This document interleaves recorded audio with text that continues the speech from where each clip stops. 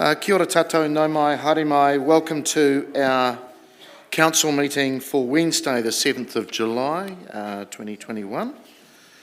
And just acknowledge that we have public here and that the meeting is being recorded on the council's website and also being live streamed on the council's YouTube channel. We have two councillors online, and welcome to them, Councillors Bowen and Councillor Meehan. In terms of our health and safety procedures, in terms of fire and emergency, in the unlikely event that we do have an emergency, if we could leave immediately by the nearest fire exit. They are listed with the green signs. We evacuate to the assembly area next to the clock tower in the square to Maraeohine. In terms of health and safety, it's obviously a non-smoking facility. There is a defibrillator located at, can hear you. A defibrillator is located at the front of house on the ground floor, and any incidences, please advise the committee administrator. Councillors, and officers, if I could just ask you to, as we're being recorded, if we could just say our name before speaking and using the microphone at all times. We'll go to our order of business. In terms of apologies, I haven't received any. Yeah. Just Councillor Bowen for early departure. Sorry, Councillor Bowen for early departure online be received. I'll look to move that, seconded by the Deputy Mayor. And I'll ask you to vote, please. Billy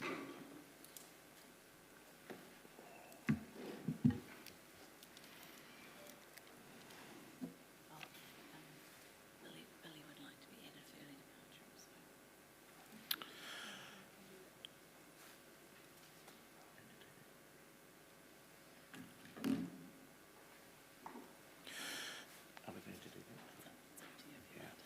Sorry, councillors, we have to add Councillor Meehan for early departure as well, so I'll ask you to vote again.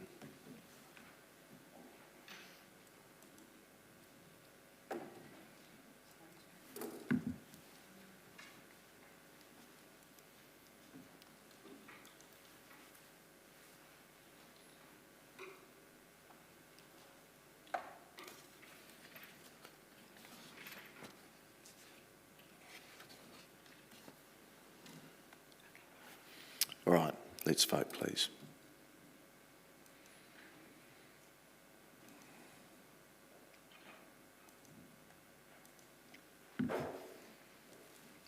That has passed 16 votes for, none against. Thank you. Just moving through to number 2, notification of any additional items. I haven't received any. Thank you. Declarations of interest, if there are any. Again, I haven't received any. Right, we'll move to number 4, which is acknowledging the Queen's birthday honours. And we have 2 to acknowledge, and I will just briefly do that. So our first recipient was Sergeant Andrew George, or Andy Brooke, and he has received the Queen's Service Medal for services to search and rescue. Sergeant Brooke has been employed with the New Zealand Police since 1981 and has been involved with the search and rescue since 2004. Sergeant Brooke is chairman of the Palmerston North Search and Rescue Group.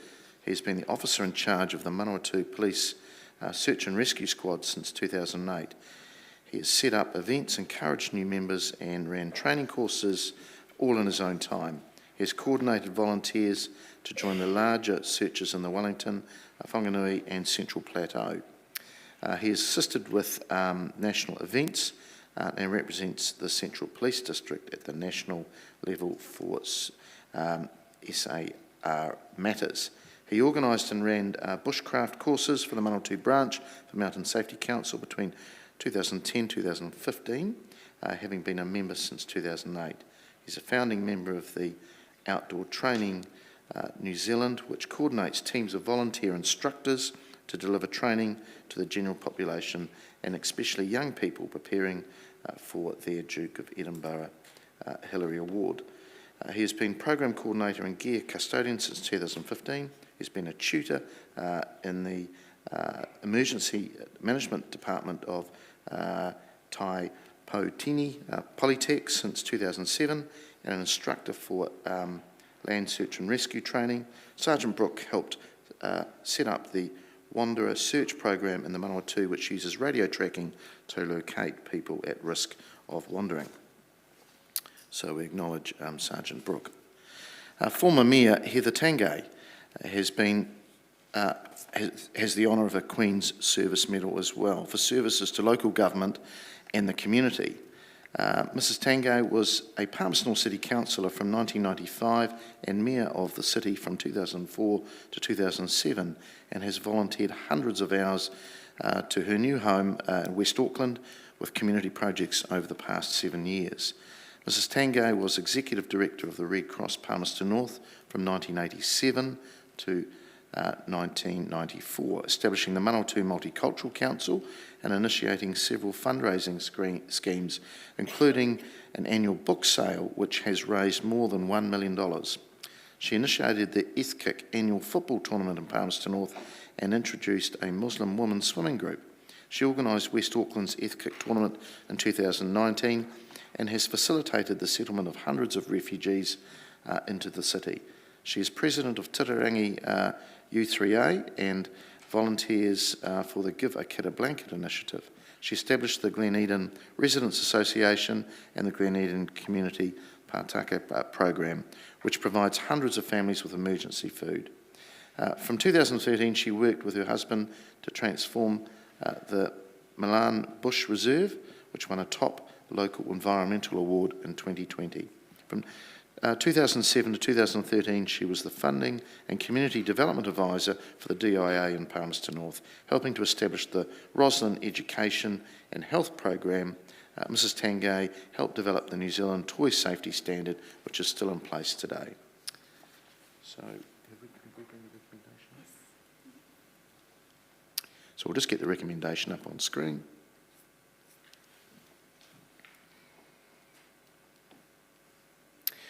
That Council resolves and notes that congratulations be conveyed on behalf of the Council to the local recipients of the Queen's Honours 2021. I'll look to move that, seconded by Councillor Rutherford. Would any comments? Okay, we will vote, please.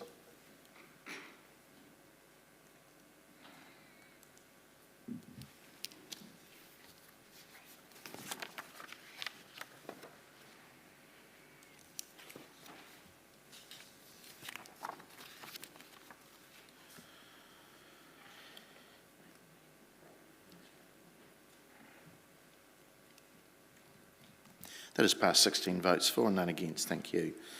On to number 5, which is the confirmation of the minutes of the Council meeting of the 2nd of June 2021, Part 1, public, be confirmed as a true and correct record. It's on page 11 of your papers. I'll look to move that, seconded by the Deputy Mayor. Are there any matters arising? There being none, we will vote, please.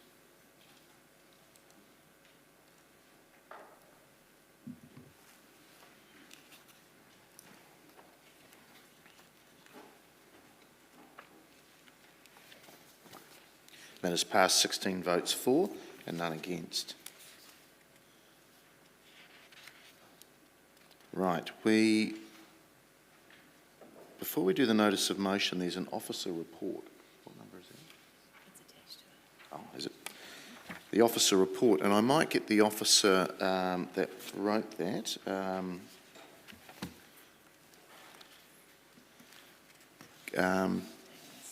Stuart and David to come forward, please.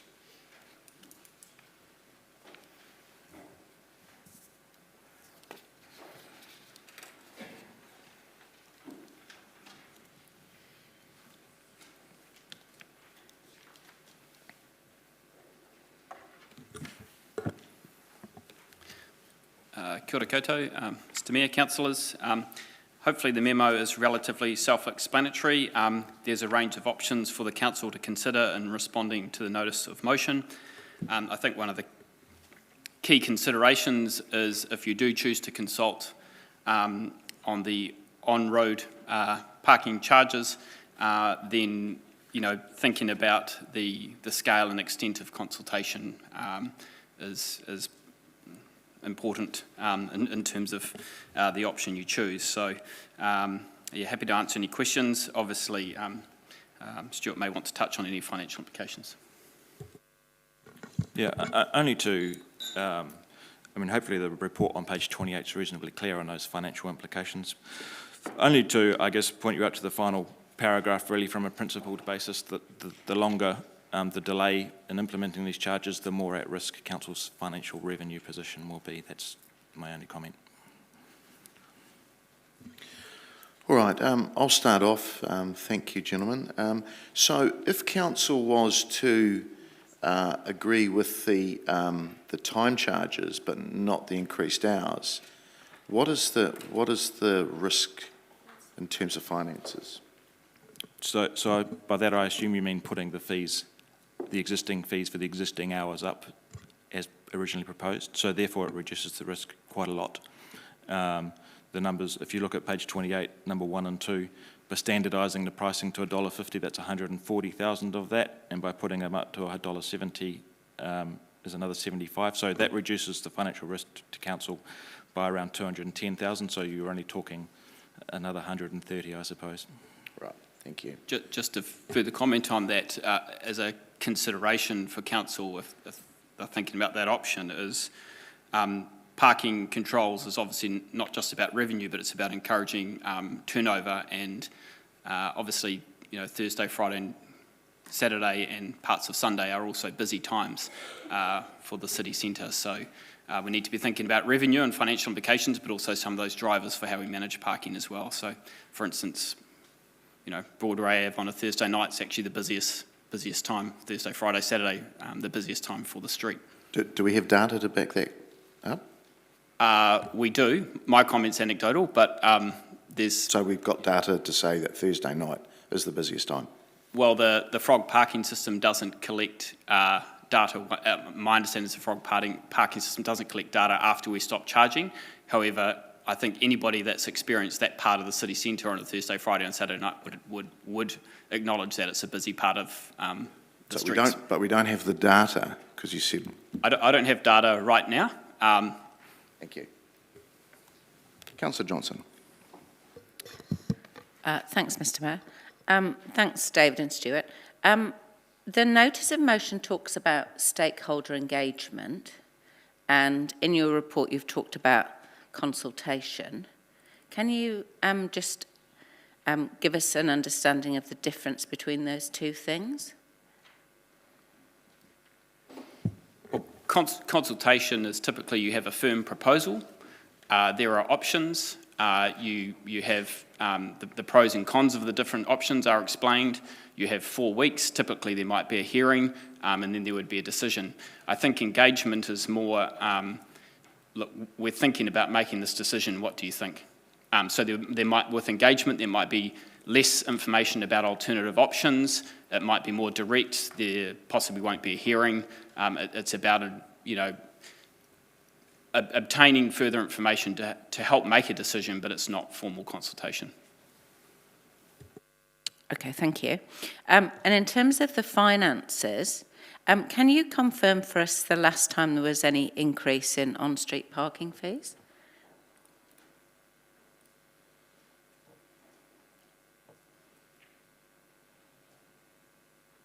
It's at least 5 years ago. I can't remember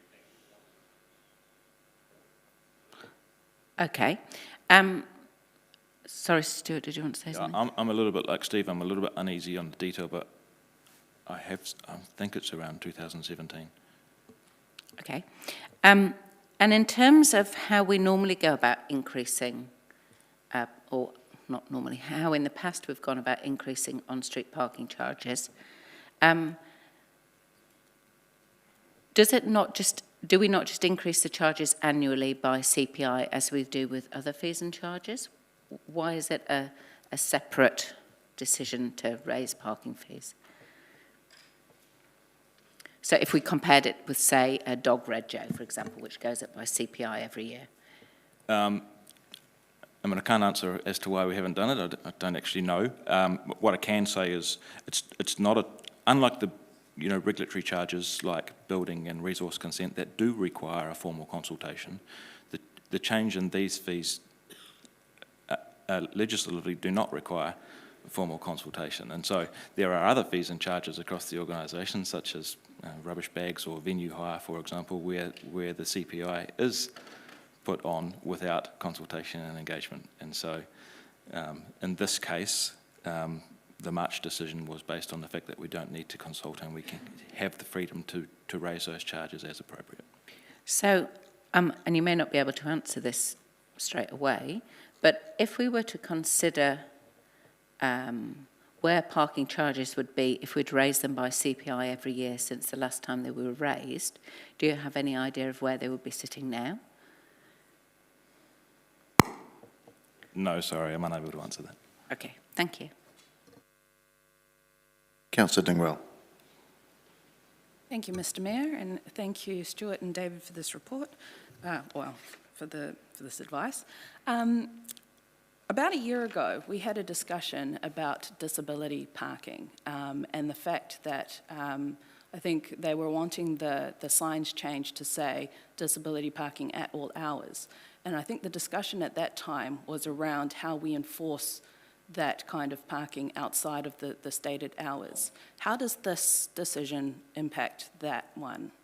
It's unrelated. So my understanding is that those signs have all been changed and that's happened, and that there is already a process in place to do the enforcement of those parking after hours. Okay, so we will have a So parking... they're not linked. That decision is separate to this one. Does that make sense? So we will have wardens going out at night enforcing disability parking, Okay, so regardless of the decisions made here. Okay, that's good to know. Okay, so that was my first one. So I suppose with that, they'll be enforcing the disability parking regardless of what we decide to do with everyone else's parking. The enforcement of disability parking is happening anyway. Okay. And my second question was around with the stakeholder engagement. Would we be talking to the environmental sector in this stakeholder engagement?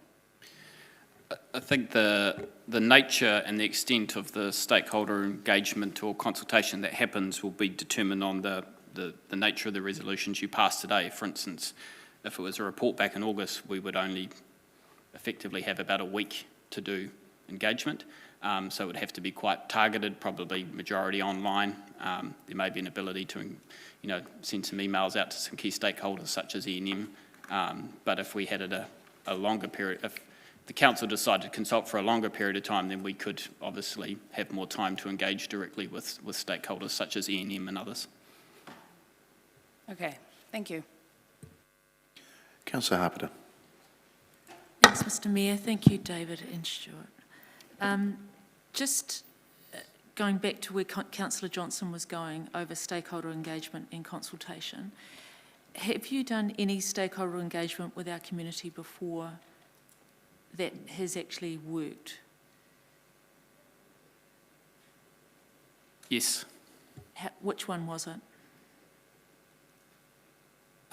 Well, personally, I could, in my time here, name probably hundreds, but, district plan, there's, almost all projects we've done on policies and plans, we've had engagement on the LTP, as well as consultation.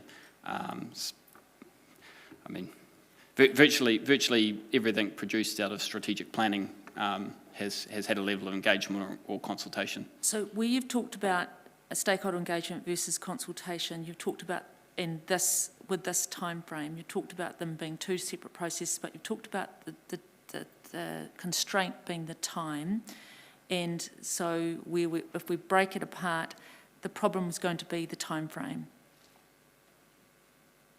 Yes, and we're not saying, our advice is that you could do a very short, sharp engagement. The risk with that is, some people may criticise that as not meeting the principles of the Local Government Act. However, I think it's probably a relatively low-risk engagement exercise in that we've already seen through the petition the nature of the feedback that we're likely to get. There may be some, I anticipate that there would be some alternative views come through. So ultimately it's about how, whether obviously there's advantages of a longer consultation process, there's disadvantages of a shorter one and greater risks. However, the nature of the issue means I think you could get away with a shorter, sharper engagement process, but it does carry some risk. Predominantly, the questions would be around the hours and putting the price up. Yeah, if it's a short engagement, then I think we would effectively only have a very short period of time to prepare the materials. It's likely the materials would say, this is the changes the council's looking to make. What do you think? A longer consultation period would be able to start to, and the consultation material would begin to be able to include some of those conversations around alternative options, the pros and cons, what are we trying to achieve as a city, how does parking relate to our strategic direction, what are our goals? Whereas a week-long engagement, I think, is effectively just going to be some online material with feedback to an email address that says, these are the changes we want to make, what do you think? Okay, thank you. Councillor Bowen, who's online. Thank you. Yep, can you hear me? We can hear you loud. Excellent. Two questions. First, on detail, we have Saturday parking from 11 till 3 currently. I wondered if the officers could explain why we charge from 11 till 3. My recollection is that we used to charge from 9 for that time. Yeah, my recollection is it used to be 9 till 3, but there was a decision at some point in relation to how we were charging for parking and wanting to encourage activity in the CBD, that there was a decision made to not charge between 9 and 11. Was that related to this discussion about potentially having a market in the central city? That was what I thought I remembered. Yes, I've seen some nods from the gallery from some staff involved at the time. Okay, thank you for that. And my second question was, if we move to this short, sharp stakeholder engagement, how would the feedback that we've already received via the petition and the submissions from the Chamber and the bid be fed into that, or would they be required to bring that forward separately? I don't think they'd be required to sort of re-lodge that with council. I mean, officers could include that in terms of its any report back on the feedback that we've received, so any specific feedback on the engagement, plus any earlier feedback through the petition and presentations from the bid. So I suppose my view is there's already been significant stakeholder engagement through our informal channels, so that would be carried forward. Yes, in a general context, bearing in mind that feedback has been sort of provided without any context or consultation material to inform the feedback that's being provided. But to go back to your answer to Councillor Harper's question, my understanding of what you said then was that any new consultation would be simply putting out the proposal as stands. So surely that's what people have already responded to. Yes, however, I'm not sure that it's difficult to know how many people of that signed the petition actually read the nature of the changes. I guess it was reasonably well articulated, but I guess the consultation material would explicitly outline council's proposal, whereas I think previously it was an appendix to a report and communicated through a variety of means from that point, as opposed to a document that council put out for engagement. Thank you. That's all from me. Thanks, David and Stuart. Councillor Barrett. Thank you, Mr. Mayor. Thanks, David. Thanks, Stuart. Further question just around the stakeholder engagement side of that and wanting to understand the implications of delimiting it to stakeholders in terms of being able to, I guess, give standing to any views of individual members of the community. So the examples that I've heard so far are with organizations. Would individuals have access to that engagement?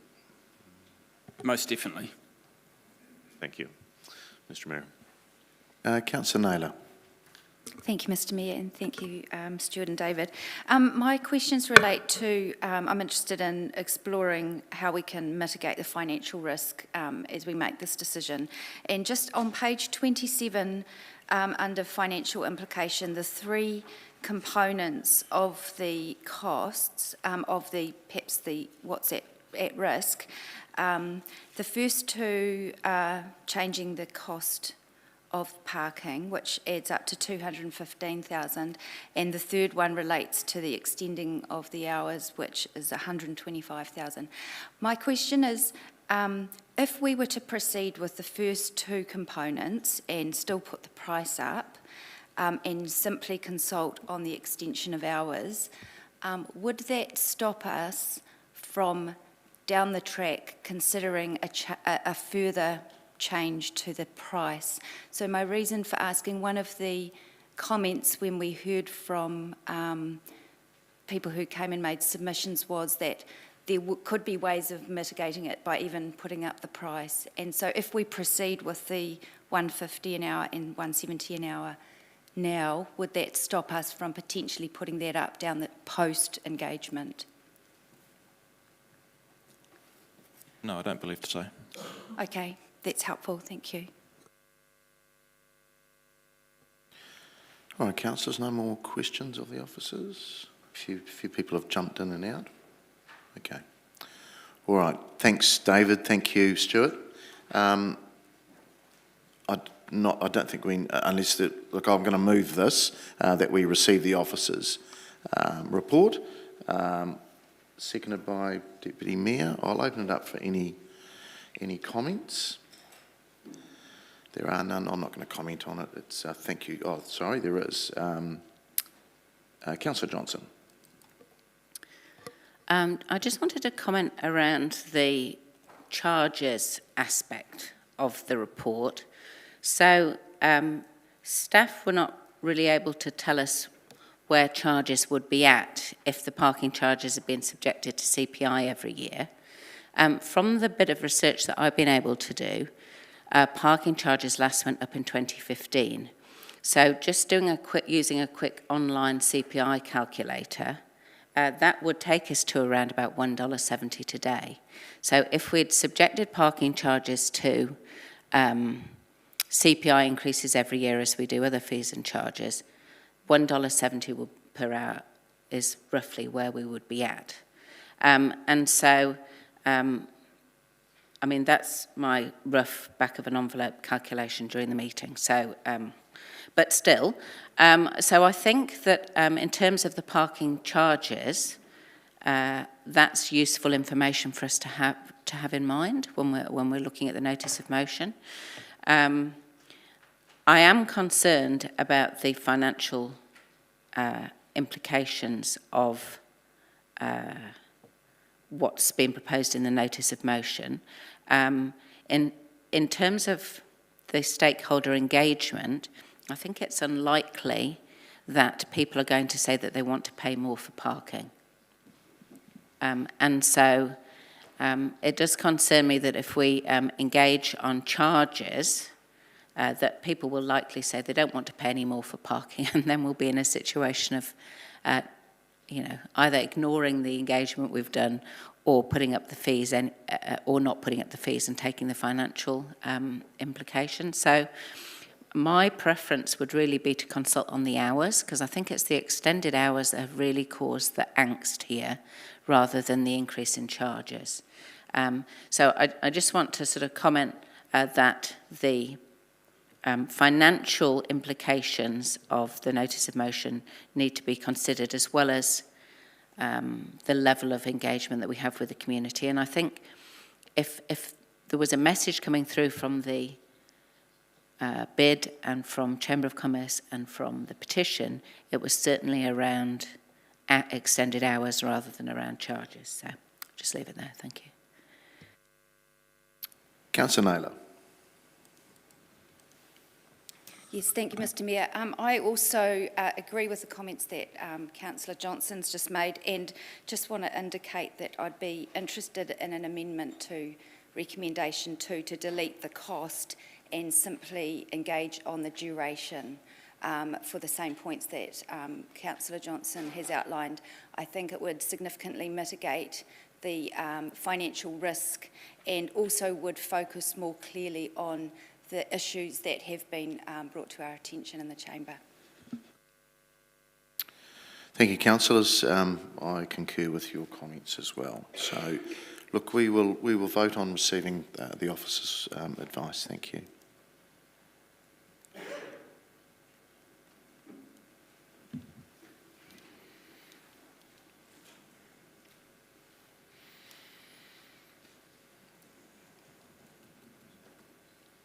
It has passed 16 votes for and none against. Thank you. Right, we'll move back to, excuse me, the notice of motion around parking. That's been brought together by myself, seconded by Councillor Dennison. We need to do the revoke clause first, that the fees and charges for parking as proposed in Appendix 13 be adopted and take effect from 1 July 2021, subject in the case of the increase to the gold card permit fee to any public consultative process that is required under Section 82 of the Local Government Act 2002. So it's really just around being able to have a discussion and debate about this. So I'm not going to speak any further to that. You either support it or you don't. So I will ask you to vote, please.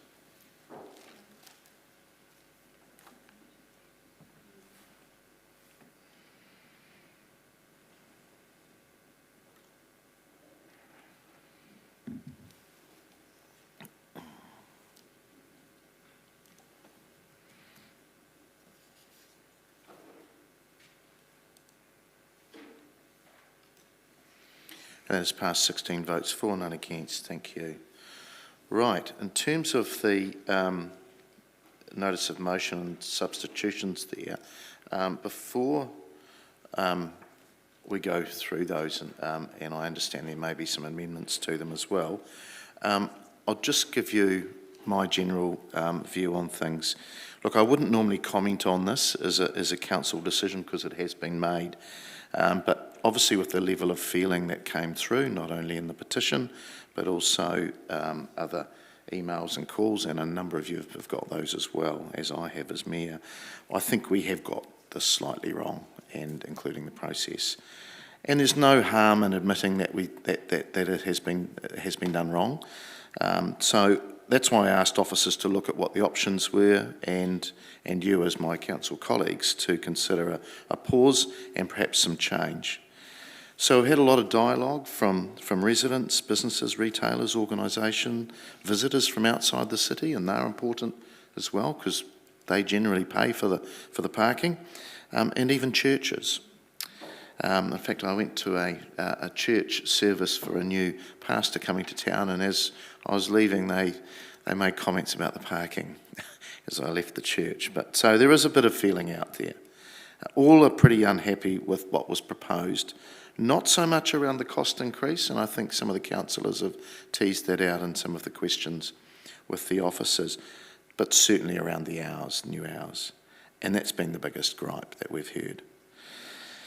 Look, I abstained on the voting when we voted for it. It wasn't because I didn't want to vote against it, it's because I actually wasn't in the chamber when you had originally discussed this and was on council business earlier. However, it is evident that we've passed something or had voted on something where has upset thousands of our residents. And really, this is about the people rather than the process. It's caught me by surprise, and I admit that as Mayor, and I know it has caught some of you as councillors by surprise. We'd had earlier discussions around raising parking fees, and as I've said earlier in this chamber, there's no such thing as free parking, and if we want to have some free parking, it needs to be subsidised at some other part of the day, or some other cost needs to be brought in.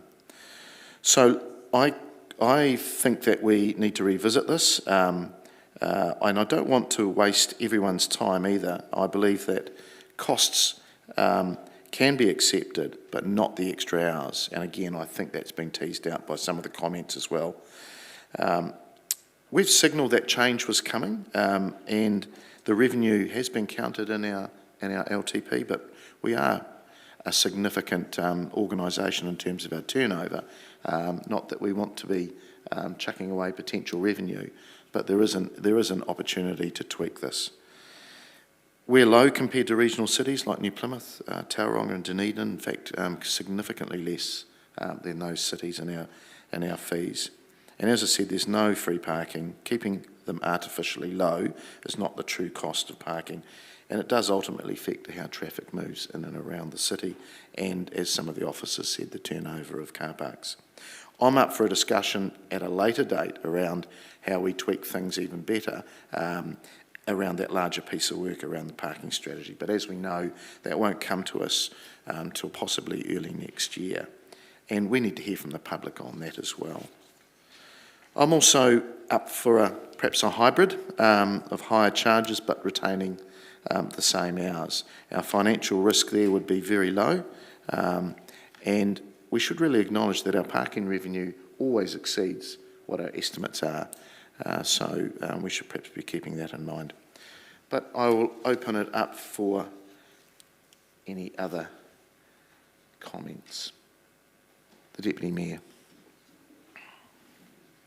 Thank you, Mr. Mayor. I emailed through an amendment which I would like to move.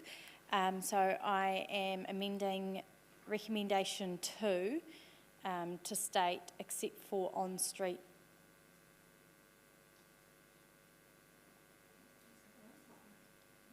No, not quite. I'll just explain while the wording's getting fixed. But on-street parking time changes. So what I'm suggesting is essentially aligning with what the questions that were put to officers were and the comments from the Mayor around reducing our financial risk. So I'm more than happy for us to go out and have a conversation with our community. I think that there's a clear level of discomfort around the time changes that have been proposed, and that's very worthy of engaging with the community and having a conversation around that. However, a large amount of the feedback that we have heard so far doesn't reflect the need to hit pause on the proposed fee increases for parking. And so I think that it would be appropriate for us to ring fence the time changes and go out and engage with our community on that specifically, but I don't see the need to hit pause on all on-street parking changes at this time. And the financial risk outlined from staff of $430,000 for me doesn't warrant a complete halt to what's being proposed, well, what is actually already a decision of the council. So I believe that we've got an opportunity to reduce our financial risk, to actually zone in on the feedback that we have had to date and engage on that aspect. But I don't believe that all on-street parking changes need to be revoked or not proceed at this time, because we've already revoked that. So that's why I'm moving the amendment, and Councillor Johnson has indicated she would second that. So we're going to just discuss this amendment at the moment, so I'll go through. Councillor Johnson. Thanks, Mr. Mayor. So I'm happy to support this amendment because I think it's a reasonable compromise. One of the main sort of pushback areas that we heard from the public was around the extended hours. And many people who came to speak to us in the chamber, in fact, specifically said that they didn't have an issue with the small increase in charges. And I'm not 100% sure that we will be giving ourselves enough time in the stakeholder engagement to engage on a range of issues. And I think the simpler that engagement is, the better. If it's just on extended hours, I think that keeps it very kind of clean. And as the Deputy Mayor has outlined, what this does is it reduces the risk to council of having a deficit. And I think that given, as I say, that my research to date has shown that we haven't had a parking increase since 2015, that an increase of 20 cents an hour from 150 to 170 an hour is fair and reasonable. And so I would encourage you all to support the amendment. I think we're still being responsive to what we've heard from the public by reconsidering the extended hours. And I really do, certainly the message that I've heard is that it's the extended hours that's what really annoyed people. So thank you. Councillor Dennison. Thank you, Mr Mayor. Speaking to the amendment, I'm going to oppose it. I think right from the outset with the announcement or the promotion of the notice of motion that it was both the cost and the duration. And so just keeping with the expectation from the wider community, from our commitment, all our narrative has been around that, and I don't want to change that at the 11th hour. And the only other point I just would clarify that if this was to pass, I'm sure that that follows through on the next recommendation around the stakeholder engagement, around that point around cost and duration would be adjusted if this passes. Thank you. Councillors, look, I will support this. I think it's a good compromise. It is, I call it a hybrid in our new language, and it really does support the financial, well, it de-risks everything for us in the sense of the financial implications, but also makes it much simpler and easier for the officers. We've heard that you know, it's going to be difficult to go out there and talk about everything in a very, very quick time frame. If we're just going to talk to them about one specific part of it, and we have heard that the general feeling is, and the evidence tells us that we are undercooked with our costs.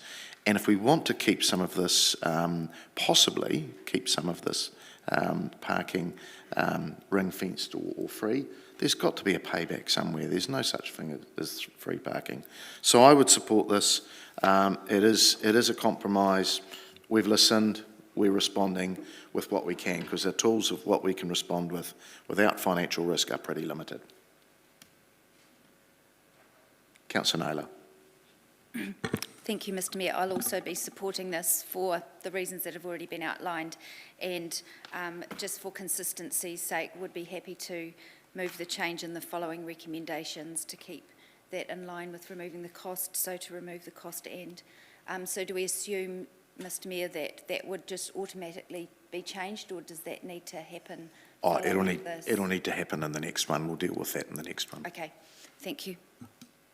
Councillor Harpiter. Thanks, Mr Mayor. I'm actually going to oppose it. I think that when we started this discussion a couple of weeks ago, we talked about time and cost. So I think when we heard the Chamber discuss it with us, they did want us to go out with a discussion document that talked about time and cost. They did talk about whether or not it was time to put the price up. So I think we're narrowing it a little bit by saying, you know, people don't want to look at price increases. We don't know that until we've actually asked that question. So by just putting the time in, we're only putting one aspect in there. People may want to look at it, you know, some of you say not, but I've talked to a lot of people that said that we could put the prices up. So I think this is a narrow window here, so I think that we should be looking at both. So I will be opposing it. Councillor Beattie. I'm over here. Thank you, Mr Mayor. Yes, I'm comfortable to, I'm comfortable to amend this. Sorry, my brain's a bit... Support. Thank you, support this. I'm still got a bit of a cold, so my apologies. One thing I just want to say, though, these parking changes came to my meeting in March, and I know, you, Mr Mayor, you were not at that meeting, so this is not directed at you. But every councillor had those papers, and those charges were quite clear in there. And actually, as chair, I was very, very surprised that there were no questions asked at that meeting. There's always usually questions about the dog registrations, the trade waste, the sports fields. And when I went through, I saw those there, and at the time we'd had workshops. I was open at the workshops for staff to go and have a look at the changes. We had directed staff to go and have a look at the changes. So the reason I'm making this comment today is because I've had members of the public come up to me and say, as councillors, you did not know, the staff have done things that you did not know about. And I just want to say quite clearly that we as councillors passed this. The staff made the recommendations from a workshop, so I do not want staff hung out to dry for this. So that's my rationale for this comment. All right, no further comments. Right, a reply back to you, Deputy Mayor. Okay, we will vote on the amendment.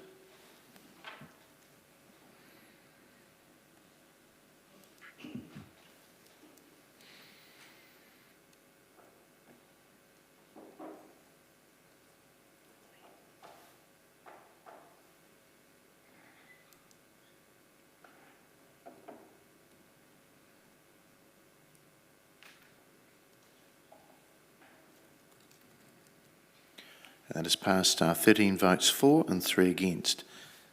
We will now do the substantive. And we will now vote on the substantive number 2.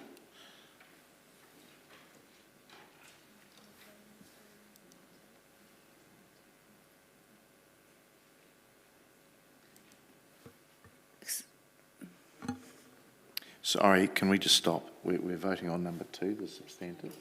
Okay, thank you. Excuse me, Mr Mayor. We've got all 3 No, recommendations. it's wrong. So we're just voting on the substantive. We're just getting the text sorted.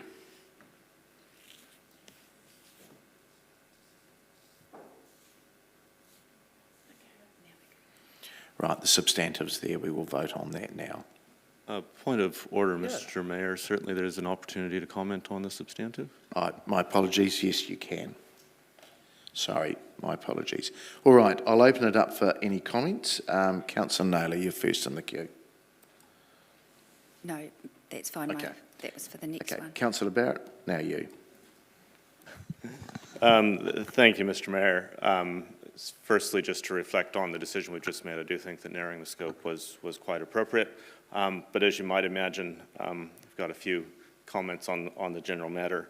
And the first really builds on what Councillor Beattie said, which is to address the notion that this somehow has come as a surprise to Council. It certainly wasn't from my perspective, and the decision to make these adjustments had actually come through the Chamber multiple times. And each time I supported those adjustments because it's a way to further diversify Council income.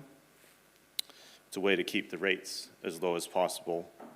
It's a way to better manage demand, and it's a fair and reasonable approach to the user pays principle.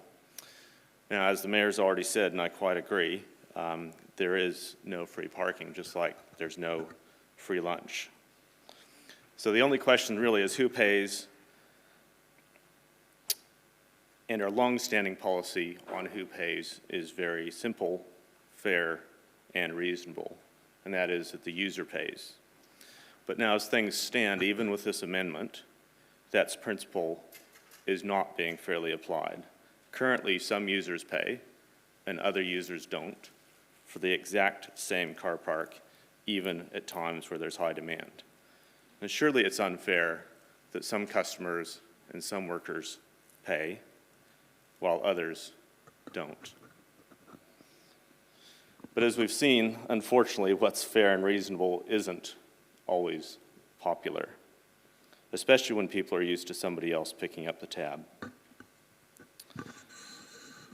But I do support, obviously, what we've done in terms of pausing and listening to the communities, because clearly, as Jerry showed us, there's thousands of people out in the community that want to have a discussion with us about how much they're willing to subsidize city center parking.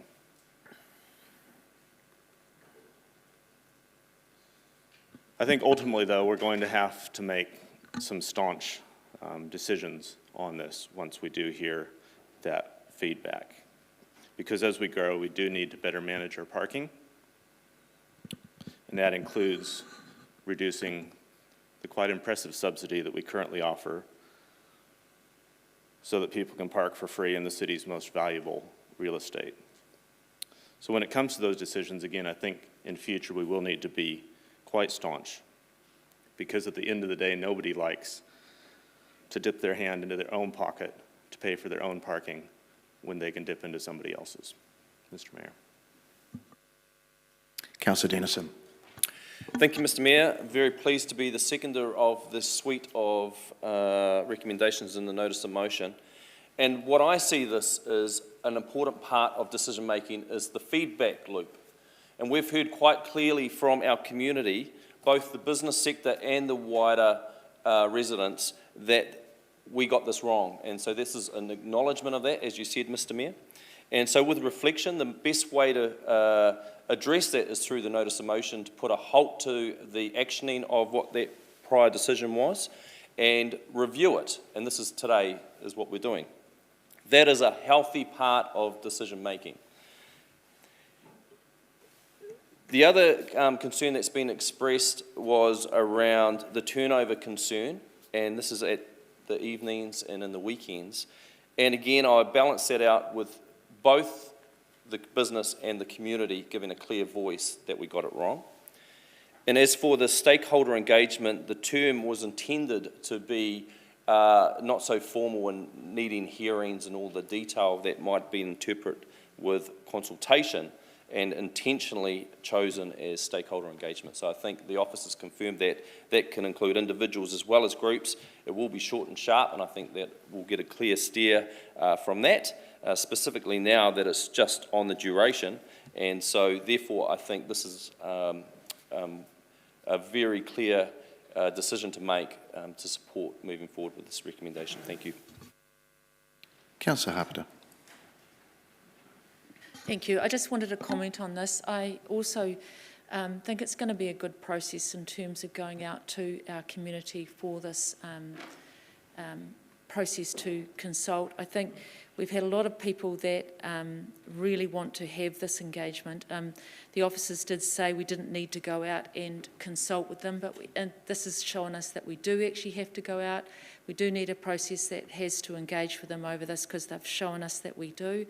There are a lot of people that are upset about it, and I think this has just shown us that, as the Mayor said, we did get it wrong. So I just think that there are more businesses that are growing in the city, and parking is really essential to their businesses. And I take, respect what Councillor Barrett has said. People do have to pay for parking, and people are paying for parking, but businesses do need parking for their businesses to grow. So I am really respectful for what you have said, but businesses do rely on people to come to their business, and they do need people to park in front of them. So that's how businesses go round.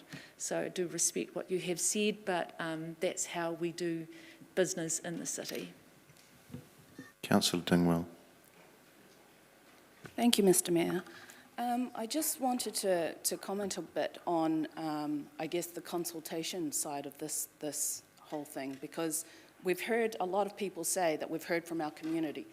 I don't think we have, actually. I think we've heard from one side of our community who signed a petition saying that they didn't want it. And yes, that was 5,000 voices, but we have 90,000 people in the city. So we haven't actually heard from people who are okay with parking and okay with the extended hours. So I think doing a bit more engagement might actually help us to see both sides. And if there are people out there who understand the direction that this council was going in the first place, and who want to extend parking hours, we need to give them the opportunity to have a say as well. So I guess for me, it's about looking at the full picture and both sides of the argument. And I fully understand that there are some people who have been surprised by this. And I suppose in that instance, I think for us, actually, the bigger issue is that we as a council have been struggling to explain the reasons why we do the things that we do. And possibly more consultation on that would help with that. But I guess in terms of the fees, If my bank came to me and said, we're going to increase the fees, are you happy with that? I'm never going to say yes. Like, it's not going to happen. So I can understand, the fees side of things. The timing side, I feel like we probably actually should give our community the opportunity to see both sides instead of just the financial. Councillor Butt. Thank you, Mr. Mayor. I agree with most of the comments already have made by the fellow councillors. I think the problem with this thing is I have been involved in many discussions with the community members, and real community members, not the one side of the community. Most of them, I agree, most of them don't understand where this money was coming from. If we make it free, where this money, even some of them stated that the government is paying you anyway for officers' pays and these things. I said, no, this is not right. So we need to tell the community who doesn't know that where this money will come from if we are making these things subsidized or free. So instead of hurrying it up or giving it only 2 to 3 weeks, I think the community should be conveyed properly the process and the heads where the money, where we have to make cuts in the budget and where the money will come if we are really making it free for a certain period of time. So instead of going 4 weeks or 3 weeks, we should give proper time to the officers and the community to think over it and then decide. Thank you. Okay, Councillor, I think that was the next discussion we're going to have. But anyway, look, I'll just come back round to this. Look, there's been a couple of comments that users don't pay. They do, and actually, those in the peak times do pay. It's called supply and demand. It's just a basic principle, and on principles, to me, this is about our people rather than being principled in perhaps some political ideology. This is about our people. The people have come to us and said, actually, please, can you just stop? And we either listen to that or we don't. Look, I stood in 2013, and one of the issues I did stand on was parking. And those that here long enough will remember the $40 parking fees. The real issues we had of the stripping out of the CBD, we've gained that back again, and that's why we made some decisions in 2015. Times change, and we're probably going to make some, we're going to probably make some more changes in our strategy. But we've got to be careful that we just don't throw the baby out with the bathwater here. You've got to listen to people, and all sides as well. I get that. But as we've seen with submissions in the past, the noisy ones get in the front of the queue. So look, let's take a pause on this. This is the substantive part of number 2, the motion. So I'd ask you to support it, please, and we will vote.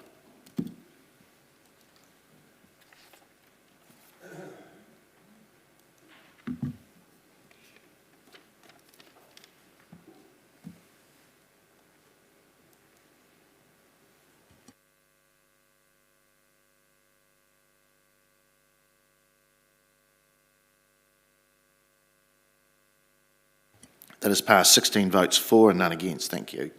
We'll now move to number, could we just have number 3 and 4 up there, please? Thank you. Could we just strike, where we've struck things out, could they just be in red, please? Doesn't need to be red? Okay, all right. Okay, I just better check with the seconder. You're fine with that, yeah. Okay, so we've got number 3 and number 4. I'm looking to take those together, that the Chief Executive undertakes stakeholder engagement on the duration of on-street parking changes contained with Appendix 13 of the Fees and Charges Review Report to Finance and Audit Committee on the 24th of March 2021. And number 4, that the Chief Executive report back to the August Council meeting on the outcomes of this engagement. It's moved by myself, seconded by Councillor Dennison. And look, I will just say that we've already discussed a lot of this, and it enables the level of engagement that needs to be taken to be quite prescriptive, and hence it doesn't need to be a full-blown consultation. You do understand too that we will be having a parking strategy which comes to us towards the end of the year, early next year, which will be a lot larger. Councillor Meehan.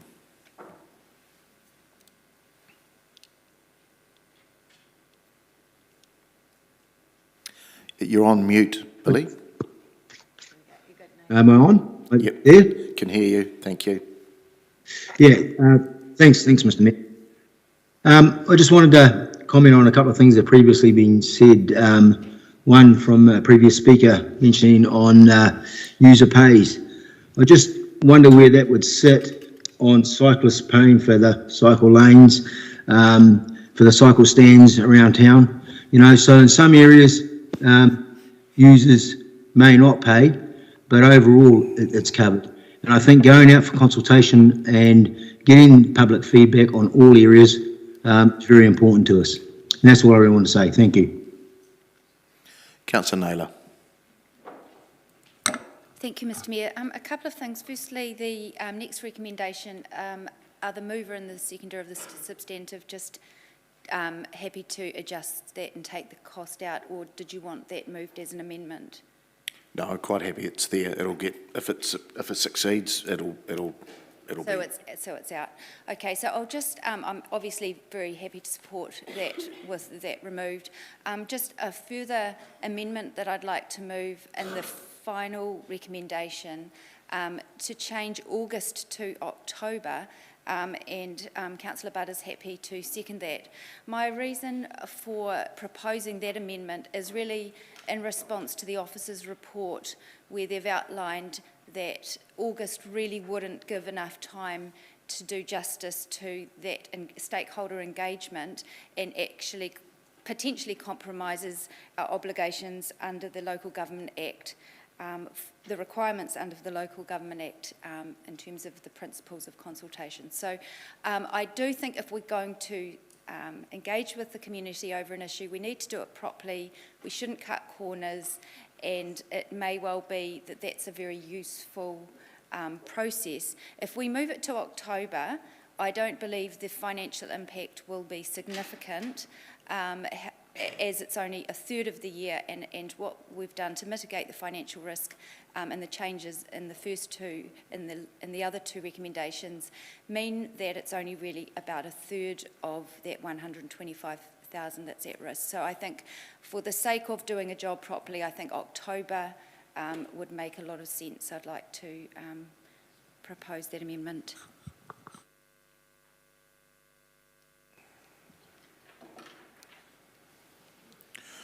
All right, we're just going to be speaking on the amendment number 4 with the later October date in there. So, Councillor Johnson, you want to speak to that? Yeah, it's just a question about the wording of number 3. So just the way it's worded, I don't know if you're able to just get it back up on the screen for us. Sorry, we're just going to talk to number 4 first. But does that affect your decision on number 3 affects your decision on number 4? No. My concern is that the wording in number 3 isn't clear, but I'll come to that when we go back to it, yeah. Okay, the Deputy Mayor. Thank you, Mr. Mayor. I had the same point I think Councillor Johnson's going to raise, but I just am seeking clarification on recommendation 4 then. I guess my clarification is for the Chief Executive. This timing to amend it to October, as Councillor Naylor's said, this would only affect a third of the revenue. However, the revenue is $125,000 for the year for this component, and so therefore we're still talking about $30,000 that is currently budgeted for with the existing decision. So where is that coming from? If that's what we're forfeiting by extending this out further. Principally based, you know, the word forfeiting is pretty strong. Principally based, we've made assumptions of what the revenue might be. So they're affected by more than just this decision. However, principally based, yes, $40,000 is the money we're talking about, assuming changes can happen straight after the October meeting. So I expect it's probably slightly higher than that. However, I just want to point out, I guess, that all revenue assumptions are based on a whole lot of things that could happen. And so this isn't direct, right? So it's not day by day we're using X number of dollars, because more people might be out there parking this morning than we realised. So I guess I just want to point that out. However, yes, principally, what you're talking about, assuming the fees go up, and that this delay is 4 months, somewhere around $40,000-$45,000. Okay, so sorry, just to clarify, I had my numbers wrong. Thank you for the up to $45,000 of principally based revenue. If we are to extend consultation to allow for a report to come back in October, and we have potentially got 45K principally based, how does that get absorbed? Could you explain that if we were not to get that 45K on our balance sheet, that just... It doesn't. Theoretically, we'll have a deficit at the end of the year. Thank you. Can I also ask a question, perhaps of the Chief Planning Officer? Your advice that you gave us in the earlier report was based on a larger question. We're now just focusing on time or hours. Does that change your view at all around the consultation period? I guess if it is a report back in August and a short, sharp consultation, then that makes the document and the question a little bit simpler to have with the community, yes. Thank you. All right, Councillor Hancock. No, you just asked my question, thanks. Councillor Barrett. Thank you, Mr. Mayor. And first to acknowledge Councillor Meehan for his interest in congestion charging. I think we should definitely be open to those approaches.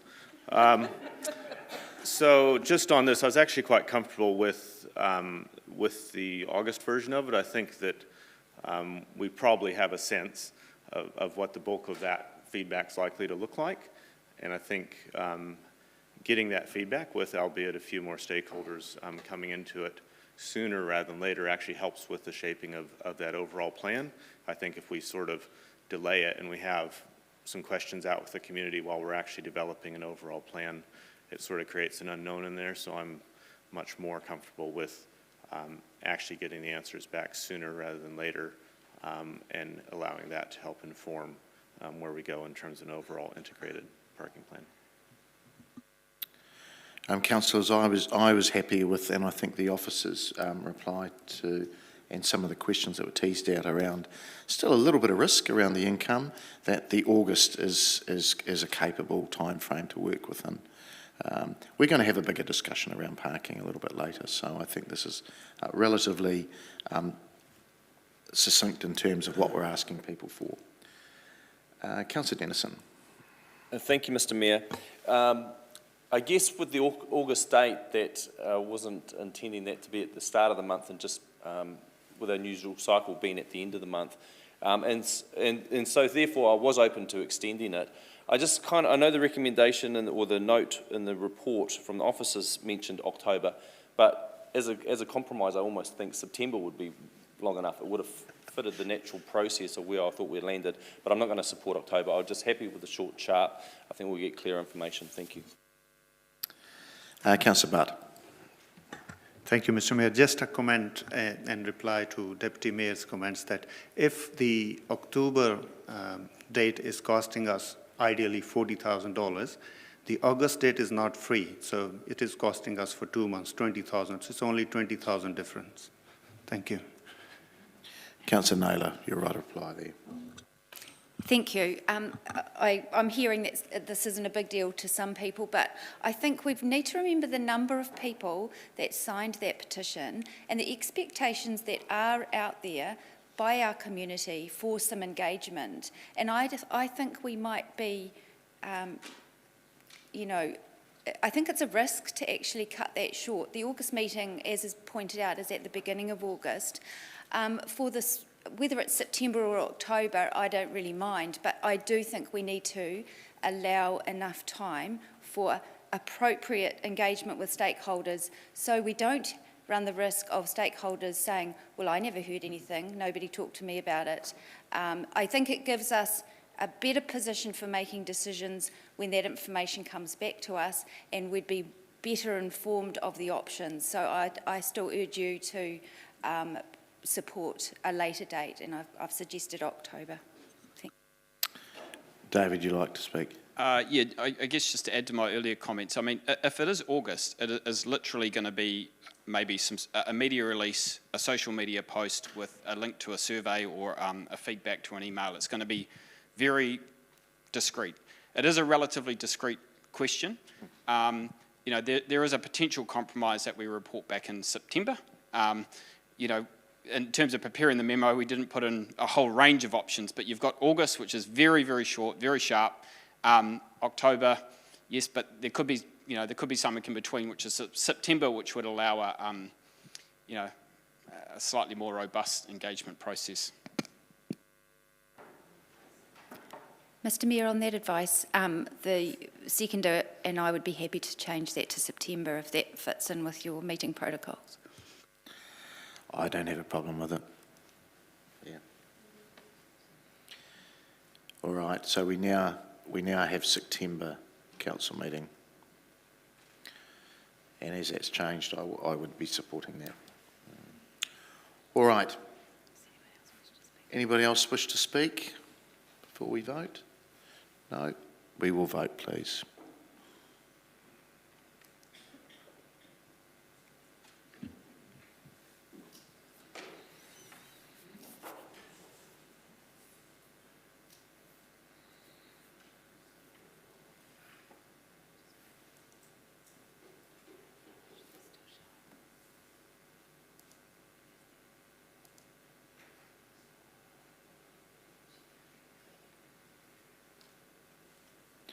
And that has passed 14 votes for and 2 against.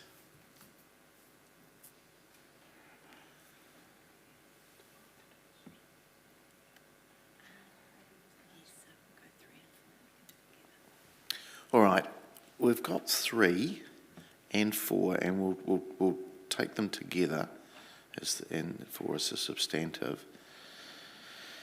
Now, if we can just get those back up, please. Okay, that the Chief Executive undertakes stakeholder engagement on the duration of on-street parking changes contained with Appendix 13 of the Fees and Charges Review report to Finance Audit Committee on the 24th of March 2021. Now, Councillor Johnson, you wanted to speak to that. Well, just around the wording. So the way it's worded now, the duration of on-street parking changes actually means the length of time that the changes will last, as opposed to the hours that we charge for on-street parking. Do you see what I mean? So we need a wording change there. Yeah, I get your take on it now. So it would say, you're suggesting that that duration is deleted and it's replaced with hours. Yeah, the on-street parking time changes, maybe. So take out duration and put on the stakeholder engagement on the on-street parking time changes. Okay. Otherwise, we're not. The second is we're happy. So, okay, I'll read that again. That the Chief Executive undertakes stakeholder engagement on the, we need to, engagement of on-street parking time changes. No, we need to take out of as well, duration of, on the. Yeah. On the on-street, yes. Parking time changes. All right. We're happy there. Okay, Deputy Mayor. Thank you, Mr. Mayor. Along the same lines, the original resolution on the screen included cost, and I think as discussed through questioning and some of the comments on the earlier recommendations, the cost needs to be included in the consultation because, as you pointed out, there's free parking's not free parking, and the revenue would then come out, well, it's a loss of revenue, so that still needs to be consulted on. So we crossed out the word cost quite early on when we were, but that hasn't been voted on, so I think that still needs to be included. My understanding, it did get voted on, number 2. So this is for number 3.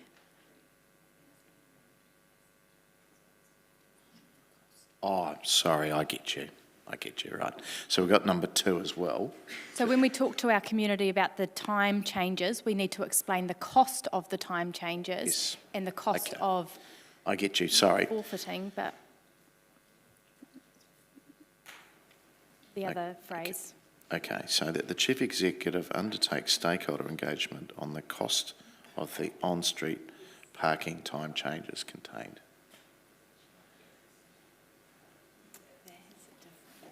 Yeah, Mr Mayor, yes. can I suggest that it might be on the costs, and it's not only the costs of the time changes, it's if we do them or not. So it needs to be costs and, do you see what I mean? It's not just the costs that we want to be consulting on here, it's whether or not we do it. It's the implications of the cost. Maybe I can help. Yes. Because I think we're getting tied up in words.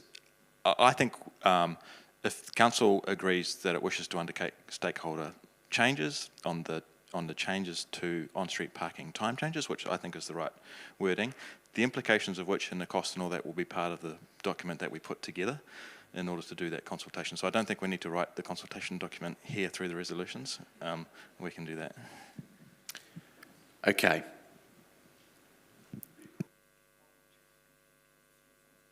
So we'll go back to what we originally had, rather than trying to write the consultation document within the notice of motion. Are you comfortable with that, Councillor Dennison? Because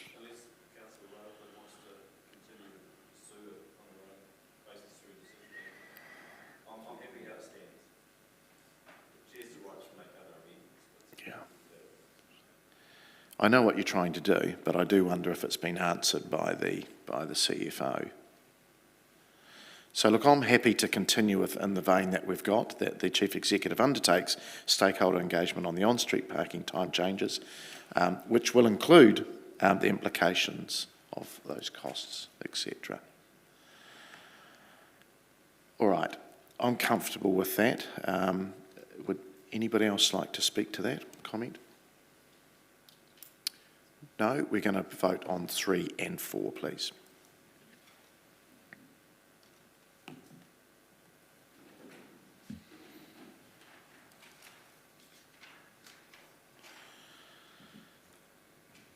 That is passed, 15 votes for and none against.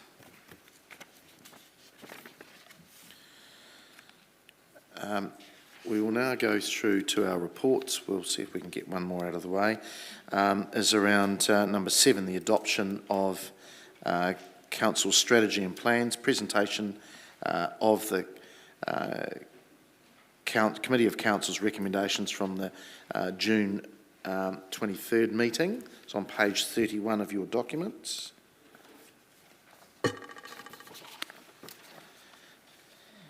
And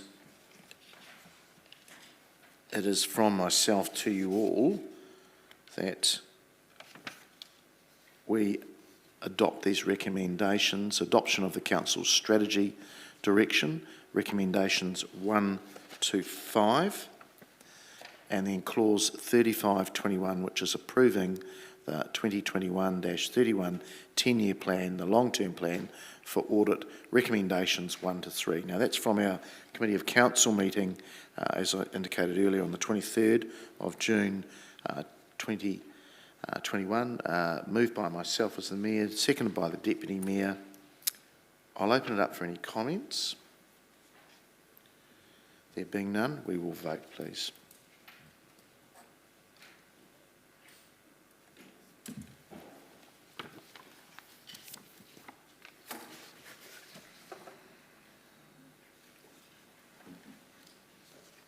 That is passed 15 votes for and none against.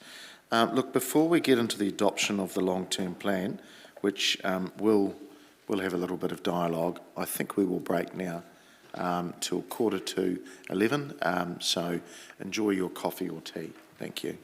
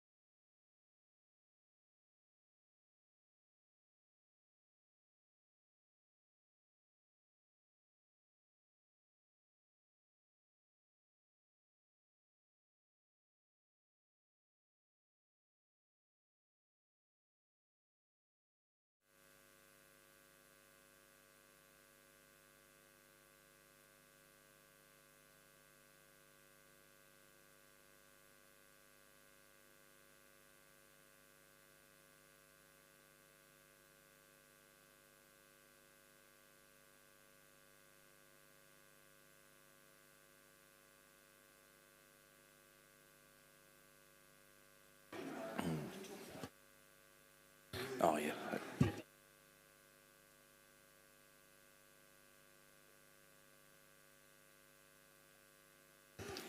Kia ora tātou. Welcome back, everybody, and we have Councillor Meehan online as well. And Councillor Finlay will come back online at some stage as well. All right, we move to number 8, which is around the adoption of the long-term plan, 2021-31 10-year plan. And I will invite David and Stuart up. And at the appropriate time, I'd like to welcome our Audit Director from Audit New Zealand, Debbie Pereira. Thank you for coming. Nice to see you. You can comment too when you wish to. So, gentlemen, floor is yours. Kia ora koutou. We don't have a lot to say at this stage of the process. It's all been said. As the Mayor said, we'll shortly hear from Debbie. So today you are formally adopting the 10-year plan. It's essentially the same document as you saw on the 23rd of June when you approved it for the audit process. The strategic direction, levels of service, programs, overall financial position and financial statements are all unchanged.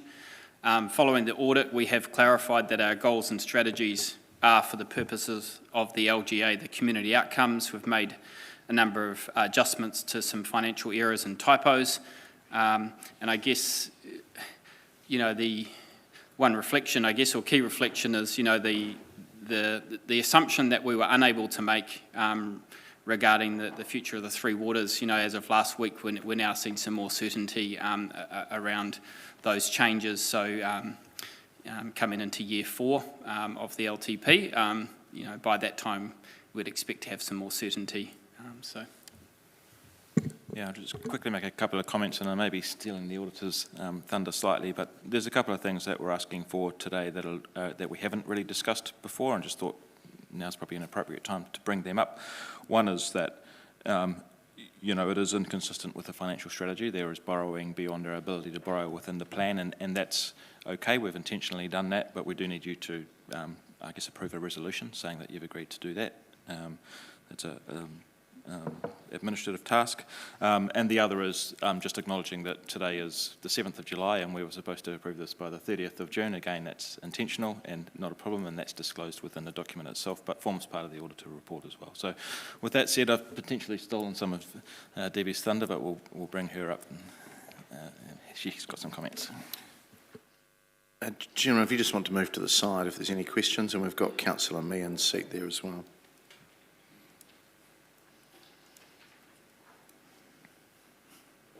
Welcome, Debbie.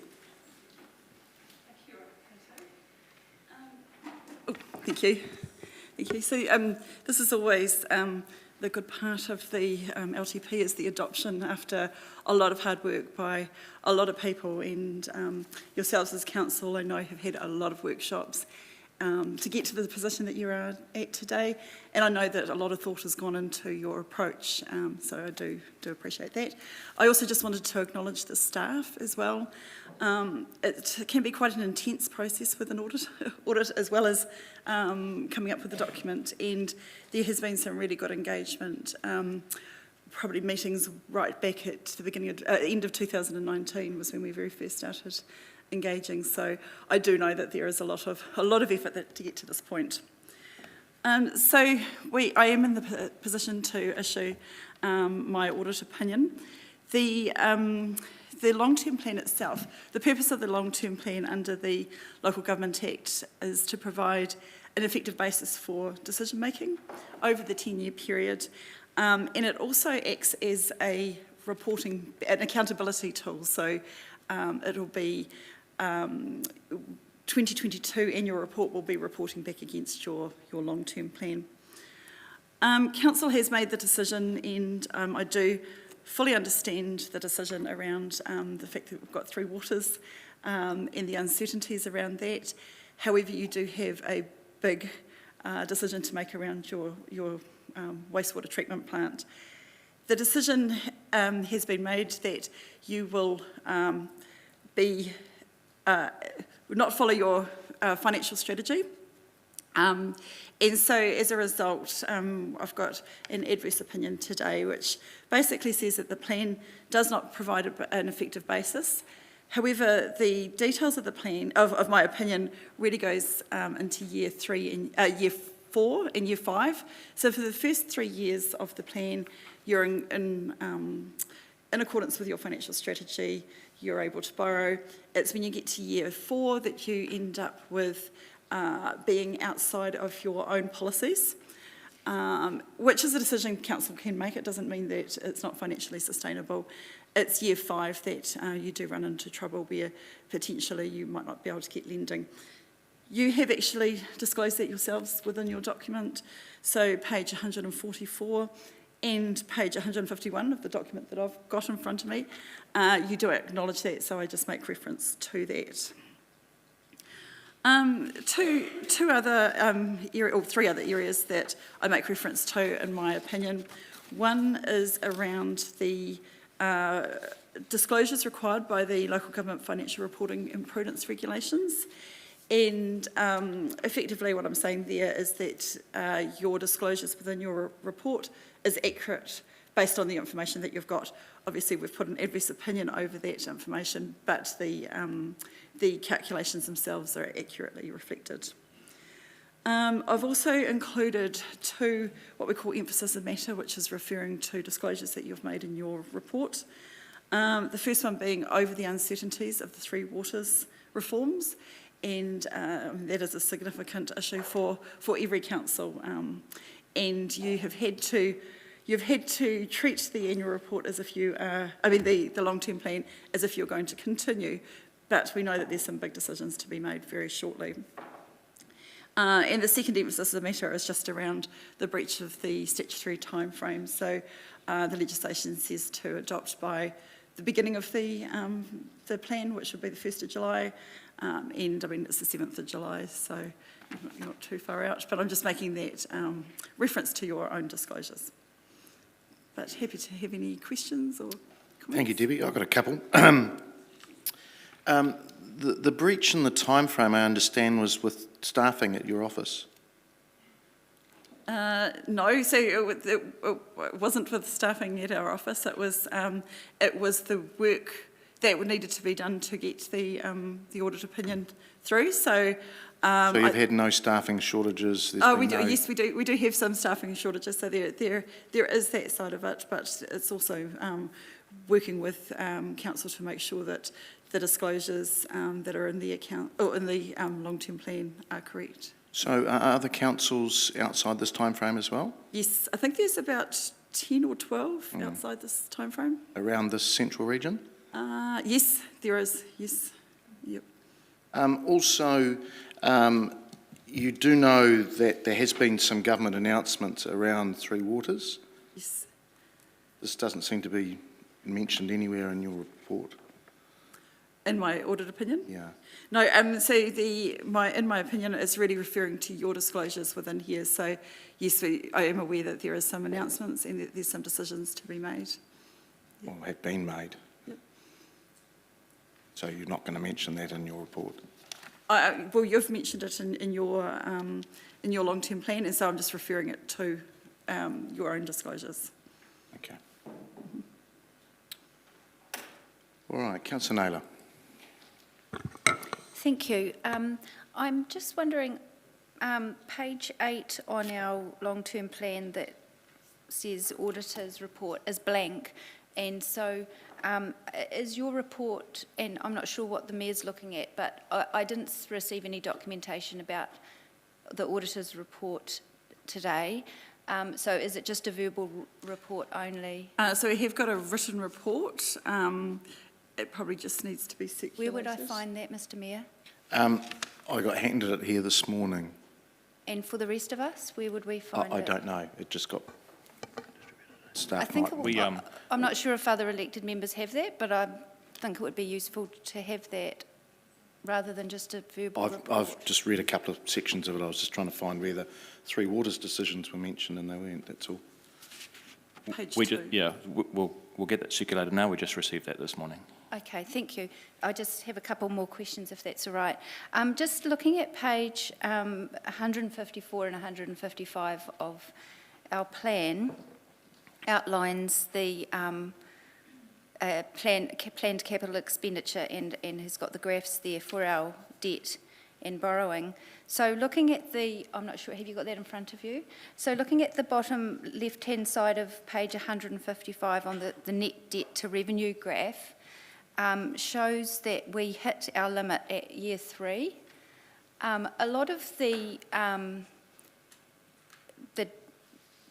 wording in the document sort of puts the wastewater BPO and the Three Waters as the reason for us exceeding our financial limits.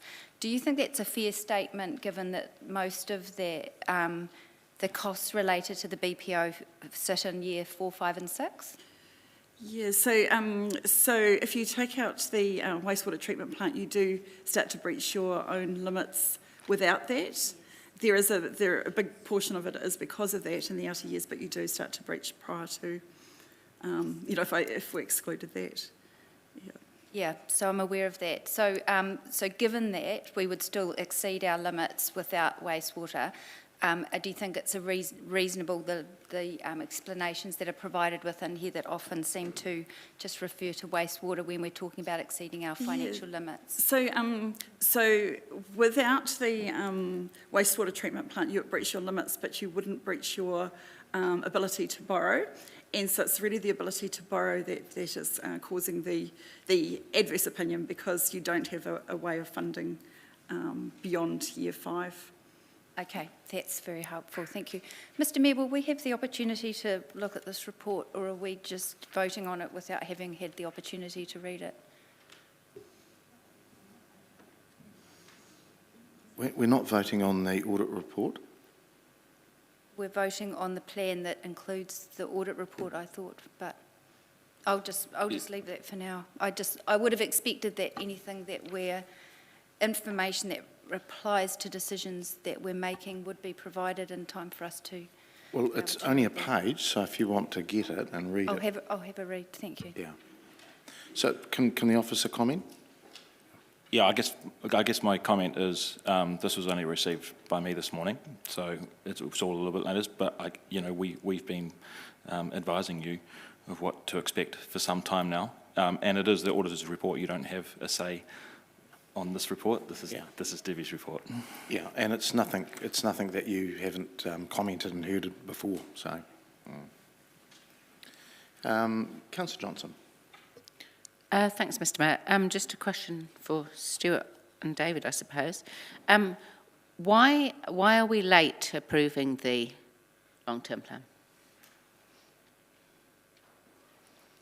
We had to absorb 4 weeks within the LTP process because the audit took 4 weeks longer than what we originally anticipated.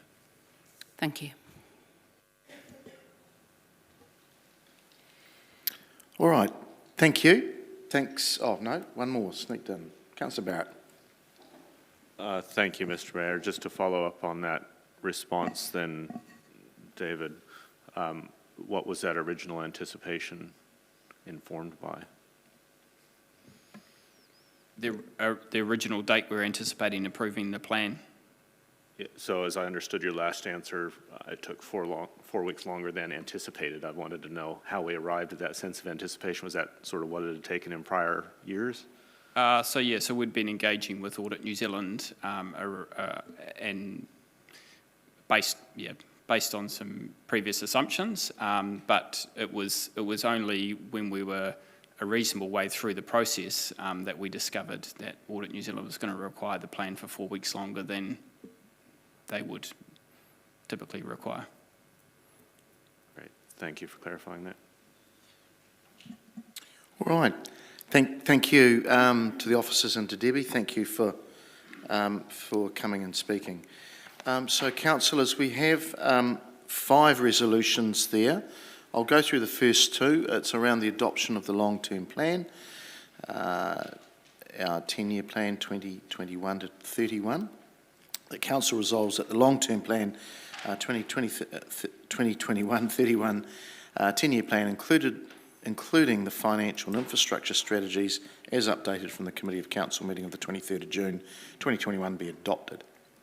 Number 2, that the Council acknowledges the long-term plan 2021-31 10-year plan is considered to be significantly inconsistent with the financial strategy, as it is not financially sustainable over the full 10 years of the plan, and that it commits to developing an updated long-term plan 2021-31 once there is sufficient certainty around the future ownership and management of the current Three Waters functions of our council, subject to any direction or legislation from government regarding the implementation of the Three Waters reforms. Moving through to number 3, if we could put that up, that the adoption of the long-term plan 2021-31 10-year plan be confirmed as a significant decision, that the Council confirms it has developed the 10-year plan in compliance with the decision-making consultation requirements of the Local Government Act 2002. Number 4, that the Mayor, Deputy Mayor, Chair of Finance and Audit and Chief Executive be given delegated authority to approve the final long-term plan 2021-31 10-year plan document for publication. Number 5, that the Chief Executive be given delegated authority to authorise payments to council-controlled organisations and other external organisations, generally in accordance with the respective statements, SOI Statement of Intent. So I'm going to look to move those, seconded by the Deputy Mayor, and I just want to make a couple of comments and appreciate people's positions of what has to happen. That is our 10-year plan, so it's a fair bit of work, and I want to acknowledge the officers, I want to acknowledge you as councillors for the significant time that we've put into this. Unfortunately, we know that it's going to be back round to us very quickly again. And I want to make that point quite firmly, because it is really a 3-year plan, because we will not be owning our waters assets. Government has already told us, Debbie's team in Wellington have already been informed, and that has some major significance on years 4 out. So we have to acknowledge that, and to not acknowledge that is just blindly going ahead. That we will be spending all this money without any changes or strategy changes, and that's just not true. It will not happen. So I just want to be really firm and upfront about that. And I suppose I'm a little bit disappointed that hasn't been acknowledged as well. And there's been a significant amount of work gone in from Local Government New Zealand and at all levels. So it is what it is, and I'd like you to support the recommendations there. It is hard work to do this, to have a tagged audit as well. It's not what this council's used to. In fact, it's always been in the higher echelons of councils within local government, but we have been given no choice but to go down this path. So I'll open it up for any comments. Councillor Johnson. Yeah, I just wanted to comment around the line of questioning that Councillor Naylor has been taking throughout the 10-year plan around the wastewater plant. If we take that out, it still won't be a sustainable plan. I think what we need to consider is that if Three Waters is removed from council, it isn't just the new wastewater plant that gets removed from the 10-year plan. It will actually be all the Three Waters programmes, renewals and capital new. And that, for most councils, is about 25% of their assets. So if all of that spending is taken out of the 10-year plan, it's perfectly financially sustainable. So I just don't want people to get the idea that we're somehow blaming it on the wastewater plant or whatever.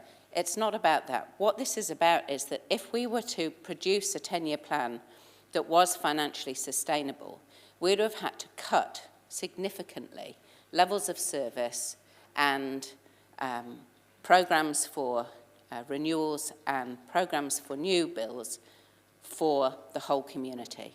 And we as a council took the view that we did not want to do that.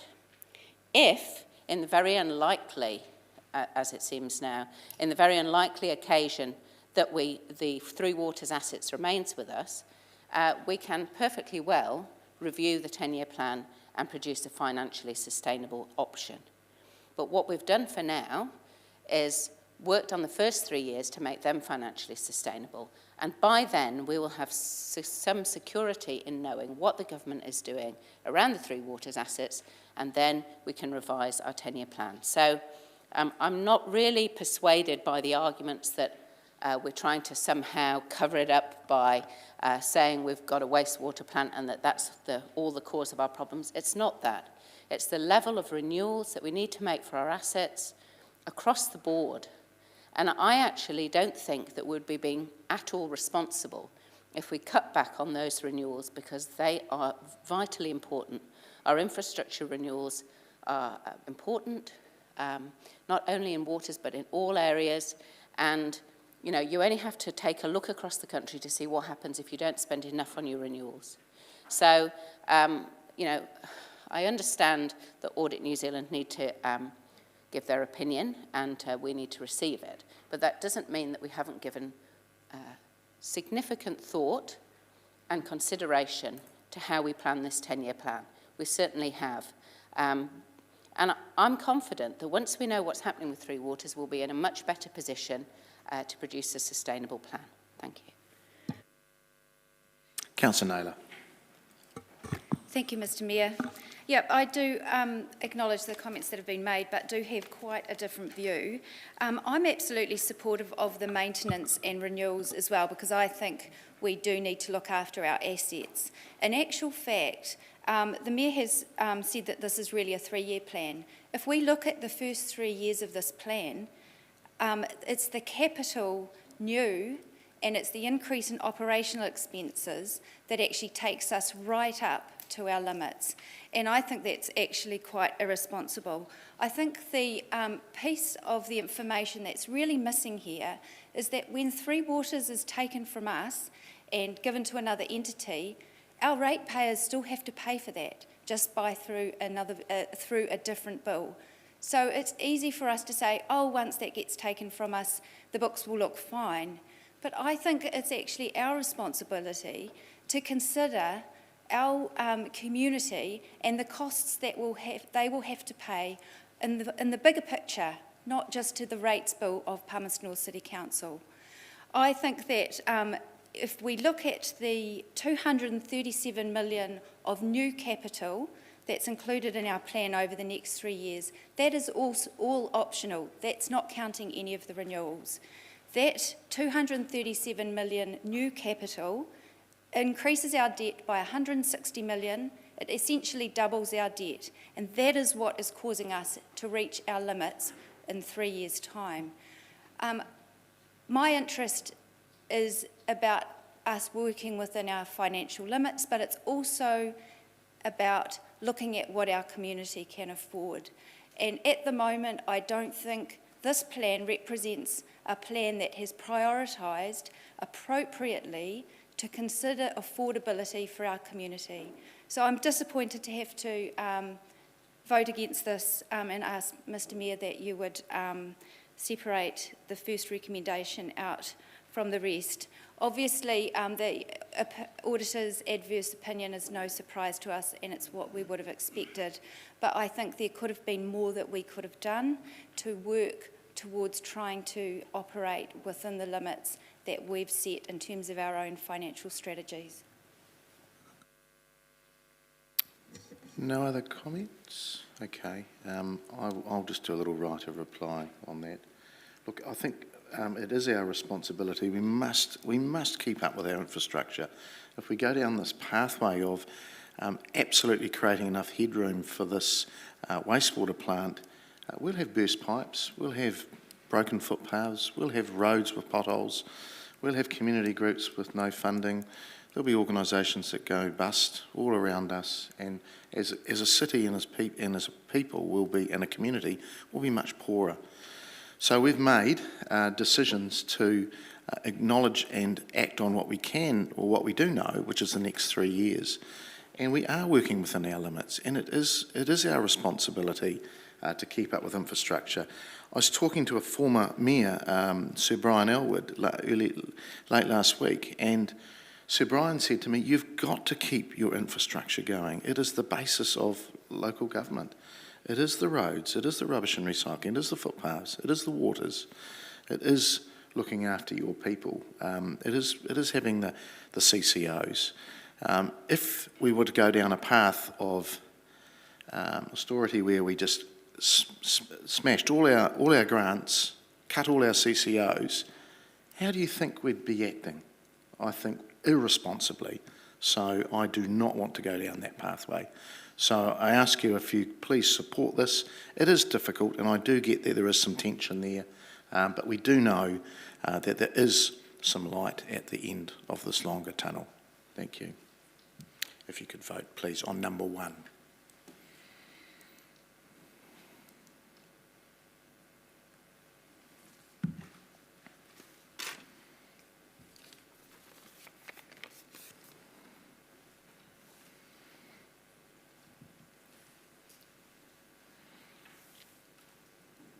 And that has passed 14 votes for, 1 against. Right, moving through to 2 to 5. I'm not going to read them all out again. So we've got number 2 there, and then could we flick up number 3, 4 and 5? So that is moved by myself and the Deputy Mayor. I will ask you to vote, please.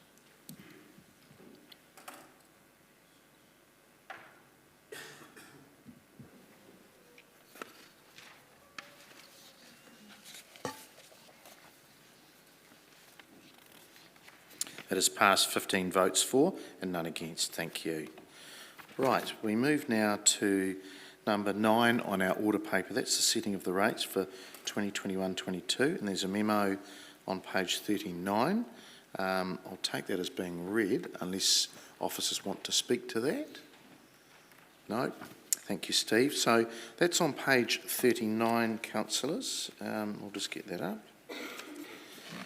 Very simply, that the resolution is to set the rates for the 2021-22 year. It's attached as Appendix 1, be adopted, and it be noted that the setting of the rates is a significant decision within the parameters of the Local Government Act 2002, and that it is satisfied that there has been compliance with the decision-making and consultation requirements of the Act.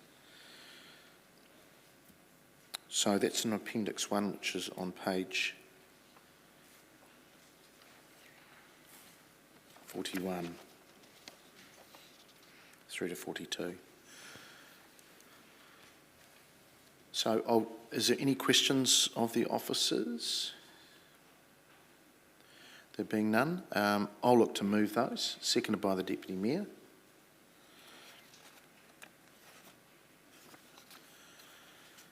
No comments? Right, we will vote. Oh, sorry, Councillor Naylor. Thank you. Just one brief comment. I won't be supporting this, obviously, in line consistent with my previous decision in the previous paper, but just did want to make one quick comment in response to comments that have been made about us. If we were to set a sustainable rates increases, the comments have been made that we would be having to cut services. In actual fact, we wouldn't be having to cut services. We would have a much lower rates increase if we simply didn't add to the significant level of service that we have added to through this plan. So we've increased well beyond CPI levels to many of the sectors throughout this plan. And I think that's the part that's sustainable. If we had just applied a simple CPI increase to all of the current levels of service, I think the rates increase that would be imposing on our community would be much more reasonable and would not involve any cuts of service. I think the comment that people are making about cuts of service just don't fly with what the reality is in this plan, which is actually a significant increase in the level of service. Councillor Johnson. I'm going to restrict my comments to this particular item. I won't be going back to relitigate other items that we've already moved on from. So my point really is just that we have managed with the rates to reduce the amount of fixed charges as a percentage over the years, and can't quite find the page now, but from memory, it's sitting now at around about 18%. And what that does is it means that those who have got properties with lower land values are not subsidising those with higher land values to the same degree that they were. And I actually think that that's a significant improvement that we've managed over a period of years, because the fixed charges are basically a flat tax. They impact more heavily on those who have properties with lower land values. And so I'm always pleased when I see that the percentage of the fixed charges is dropping, because I think that gives a fairer distribution of the rates. Thank you.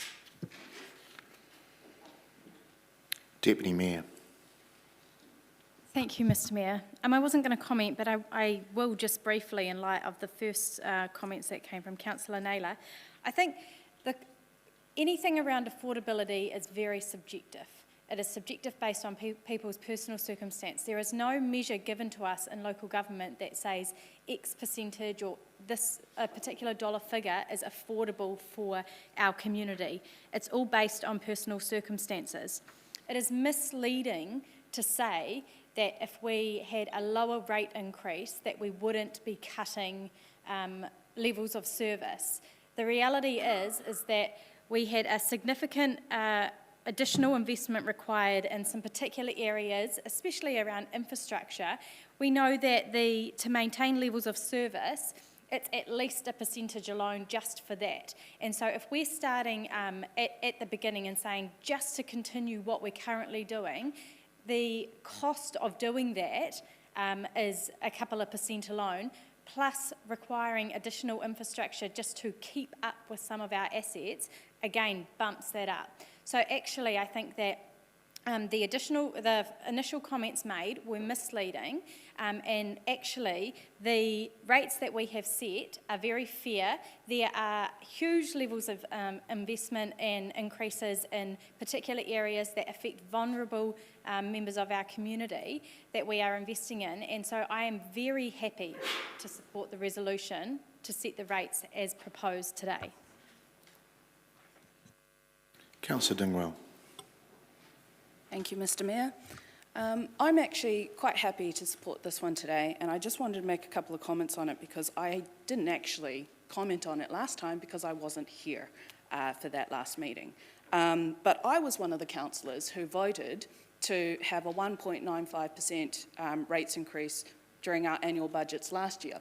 I was one of the ones that looked at the situation that we were in, looked at the issues that we were having with COVID and made that call to have a lower rates increase. And I've spent the last year kind of paying for that, actually.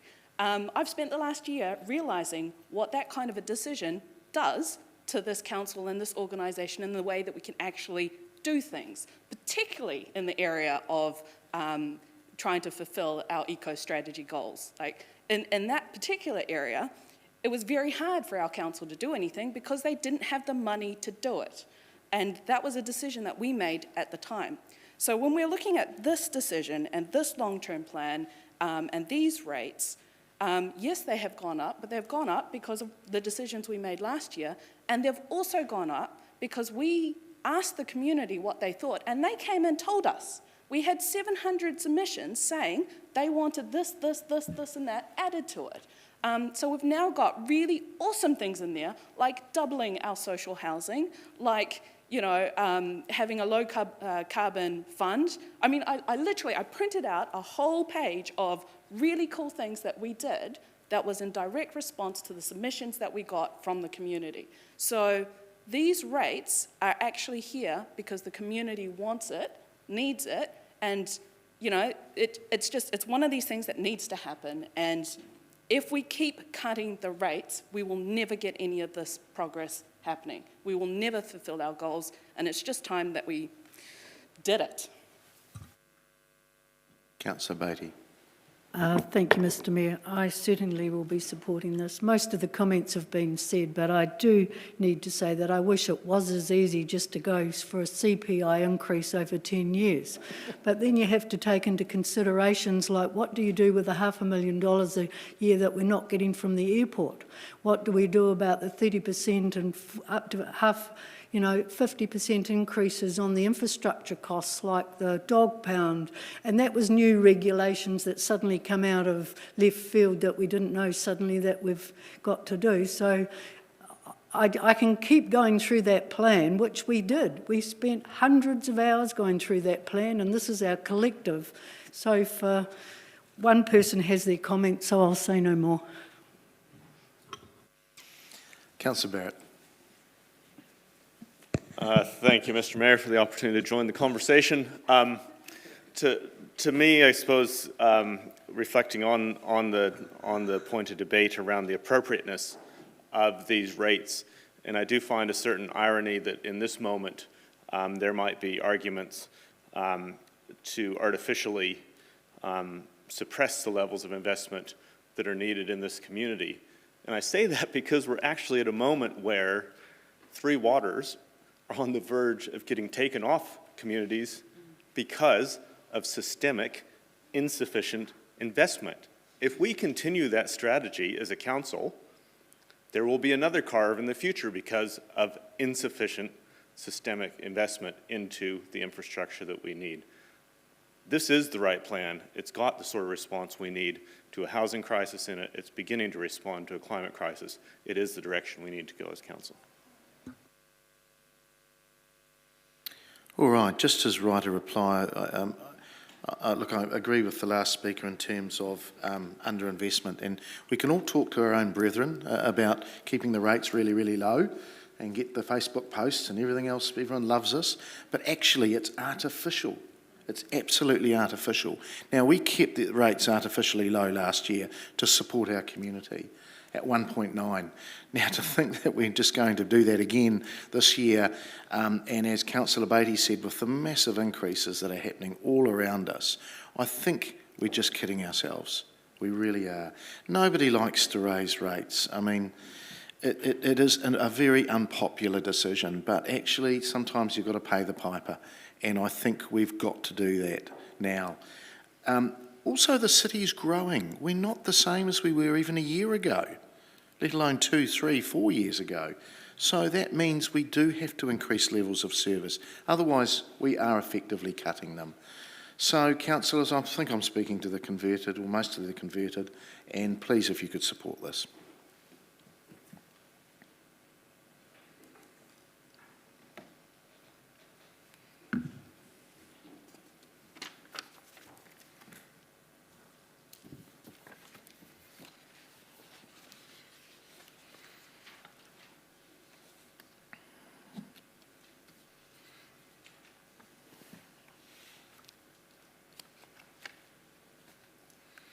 That has passed 14 votes for and 1 against. Thank you. We'll move now to number 10, which is around the resolutions to authorise the borrowing. Again, a memo from our Strategy Finance Manager, Steve Patterson. Take it as being read, Steve. Page 53, councillors, and we have some resolutions there. In fact, there's a few resolutions, and there's 7 of them. I'll read through them because we're online as well. So it's around to authorise borrowing. The council resolves, 1, that council authorises the chief executive to borrow in accordance with the delegated authority up to 50 million, the borrowing of additional term debt by way of bank loan or loans or credit facilities or other facilities or the issue of stock for the borrowing secured by debenture trust deed. Number 2, that council note that the purpose of the borrowing is for carrying out or continuing of programs identified in the 10-year plan 2021-31 for the 21-22 year. Number 3, that council note that the security for the borrowing may be the charge over rates under the debenture trust deed if the chief executive considers appropriate. Number 4, that council note that the benefits of the borrowing are that it will be to enable council to carry out the programs identified in the 10-year plan while spreading the costs for these programs over time to recognise future benefits. The risk is that interest rates may vary in the future, resulting in higher debt servicing costs to council. Number 5, that council approve that having regard to the council's financial strategy, it is prudent and reasonable to enter into the proposed borrowing for the reasons set out in this report. Number 6, that council note that the raising of borrowing will comply with the council's liability management policy. And number 7, that council note that the decision to borrow up to 50 million is a significant decision within the parameters of the Local Government Act 2002 and is satisfied that there has been compliance with the decision-making and consultation requirements of the Act. Are there any questions of the officers before I move this? There being none, I'll look to move it, seconded by the Deputy Mayor. And I'll open it up for any comments. Councillor Naylor. Not a comment, just could I ask for the first recommendation to be separated out, please? Sure, we'll do that.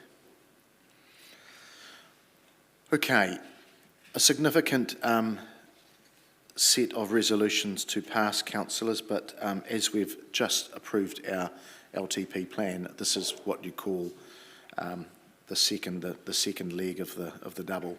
So it needs to happen. It's relatively significant in terms of the dollars, but there's a lot of work to be carried out. So I will ask you to support it, and we'll vote on number 1 first, please.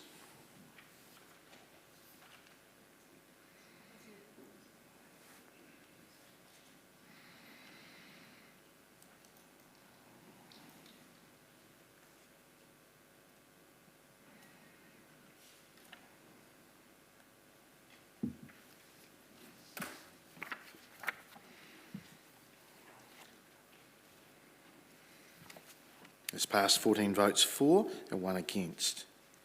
We'll now move to number 2 through to 7, please. We'll take those together.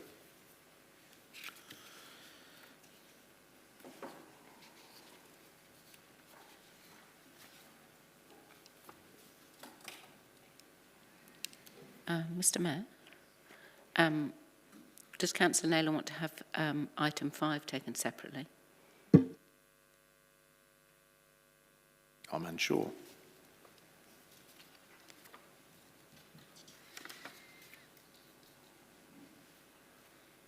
I'm happy just to take it in. Okay, we'll take the whole lot together, thanks. All right, if you could vote, please. This is 2 to 7.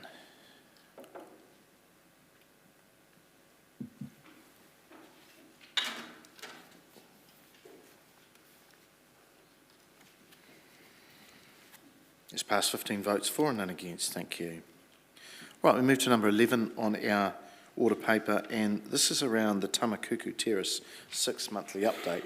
We have a memo there on page 57, but I will ask you to come forward, Bryce, as there may be some questions. And if you've got anything to summarise there, please. Page 57, councillors. Yes. Sorry, perhaps just before Bryce starts, I'll just mention for public record that I are involved with one of the affordable housing providers, but I don't see that conflicting this item in this report and intend to stay, but just to disclose that. Thank you. Thank you, councillor. Right, Bryce.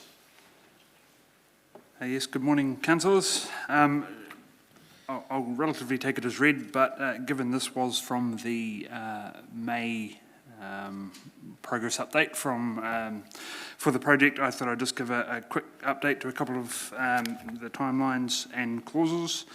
The item in clause 3.6 of the report is now complete, and we have full engineering approval for all elements, which is a significant milestone, and also 3.7, which talks about the approved landscaping as part of that process, has also been approved. In clause 3.10, we talked about 10 wet weather days. Probably no surprise to anyone, we've had quite a bit of rain over the last couple of weeks, so that has increased to 17. for the relevance, for those who are unaware for that, just means whenever they have wet days, the contractor has the ability to put in a non-financial claim, which basically means they won't incur any financial penalties at the end of the project. That all has to be approved by the engineer of the contract and the project team, and that 17 days reflects the days that have been approved. When we set up the project, we do put an allowance in for wet weather days, and that is still well within the allowance as part of the timeline and program. And then to the table in 3.12, as I said earlier, the first point, all of the engineering approvals have now been completed. In terms of the sales release, that has been, the decision's been made with the contractor to delay that until August, September, primarily because the site is quite wet, and a key part of that sales process is to have an open day. And the contractor recommended that we delay that slightly. And also, I guess, that the positive flow on from that is we will, in terms of the project lifestyle, actually be in a much better space. So when the public are on site, they'll actually be able to see where the road is going to be, and it'll actually be a lot more formed than it is currently. So that's a positive spin-off from that. And the only other comment I'll make is negotiations are continuing with the affordable home providers, and that report is still on track to come to council in August. Okay, thanks, Bryce. Could I just ask, in terms of lodging for consent stage 2 in August, that's all on track and no major developments there? It'll probably be September in reality. Okay, so still progressing as we're planning on. We're still, our council's stormwater team is working with Horizons around the greater Whakaronga area, which is a key component of that. So we're waiting for the outcome of that. Those discussions are ongoing. Great. And the chief contact is you for this project? Correct. Okay. Councillor Hancock.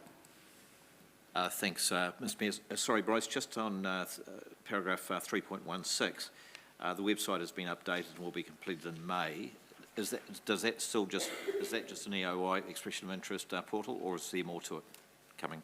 No, it will be a much more comprehensive website. Obviously, it will be launched as part of the sales process. It will be providing plans, information on the site, and a whole bunch of other bits and pieces to help let the public make decisions around purchasing properties. That is pretty much complete now. We're just waiting to tie that in with the sales process. So I suspect it'll be launched in probably August. Great, thank you. Councillor Naylor. Thanks, Bryce. Just regarding the affordable housing providers and the negotiations that are occurring with them in 3.19, I realise a report's coming in August, but is there any update on that progress to date? Nothing I can report to this meeting. Okay, thank you. Councillor Beattie. Thank you, Mr Mayor. Thank you, Bryce, for the report. Bryce, are we all on track for stage 1 completion for December? Yes. Thank you. Thanks, Bryce. That's the questions done. Thank you for that update. So, councillors, we have our Tamakuku Terrace 6-monthly update.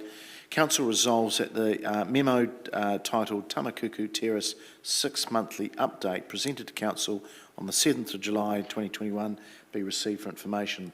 I'm happy to move that, seconded by the Deputy Mayor.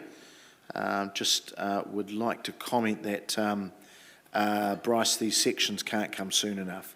So any magic wand you've got to get them out there a bit quicker will be very, very helpful. All right. You go and find that wand. Right. Okay. No other comments, so we will vote. Thank you.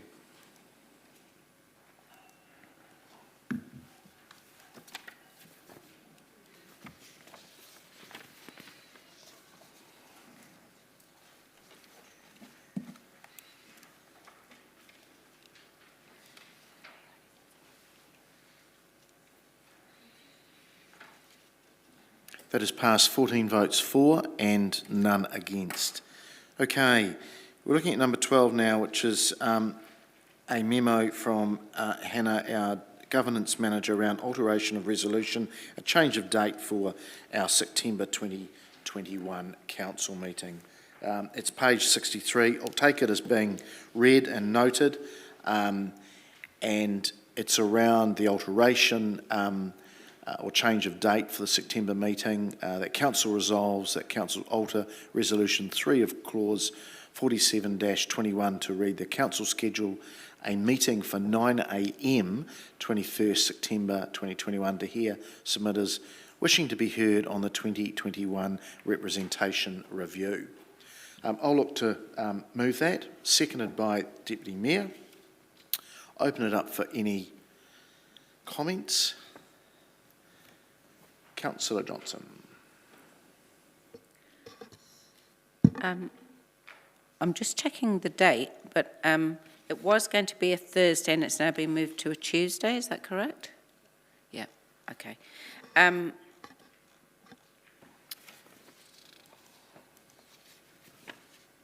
suppose my comment really is that in terms of changing the date, I don't have an issue with that. I just wonder if we know in advance how much time to set aside for this, whether or not it could have been fitted onto a normal council day, or if we have to do it on a different day of the week. Do we know? I'll just get the officer to speak to it.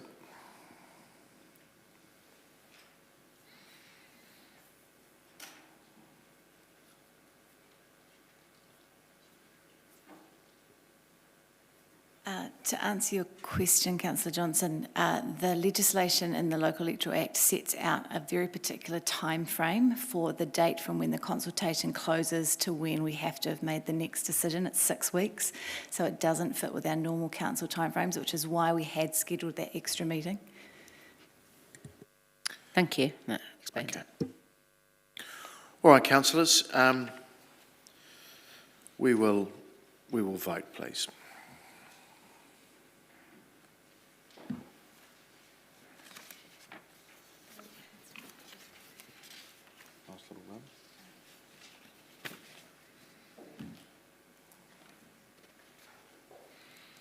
Has passed, 15 votes for, none against. Thank you. Right, number 15 is our council work schedule. That's on page 65 and 66. And it's around council resolving to receive the work schedule dated July 2021. I'll look to move it, seconded by the Deputy Mayor.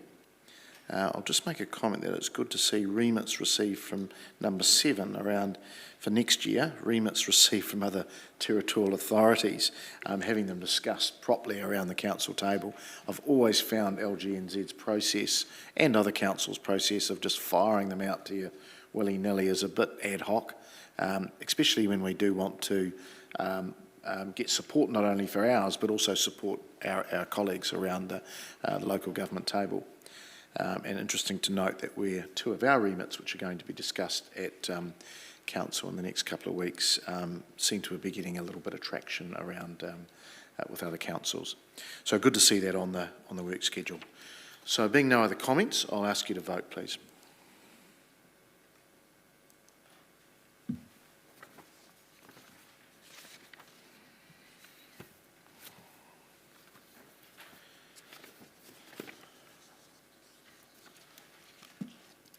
This passed, 15 votes for, none against. Now, recommendations from committee meetings, number 14, which is a presentation of Part 1 Public Finance and Audit Committee recommendations from the 23rd of June meeting. And I'll ask the Chair, Councillor Beattie, to speak to that, please. Thank you, Mr Mayor. I'd like to move the recommendations from the Part 1 Finance and Audit Committee meeting of the 23rd of June be adopted. And seconded by Deputy Chair, Councillor Naylor. Are there any matters arising from those minutes? There being none, we will vote, please.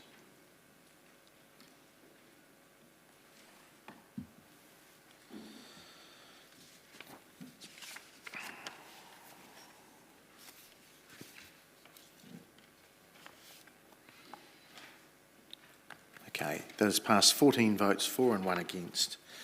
All right, we will now move into our Part 2 confidential part of the meeting, and we will exclude the public. I'll look to council resolve that the public be excluded. I'll look to move that, seconded by the Deputy Mayor, and ask you to vote, please.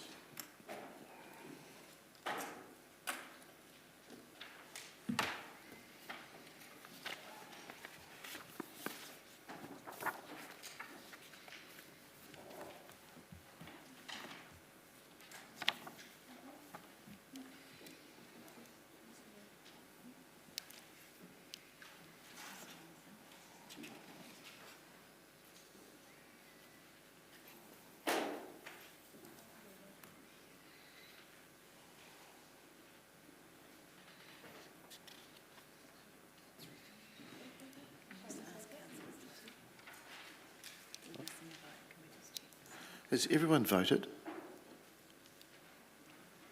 Just check that you have voted.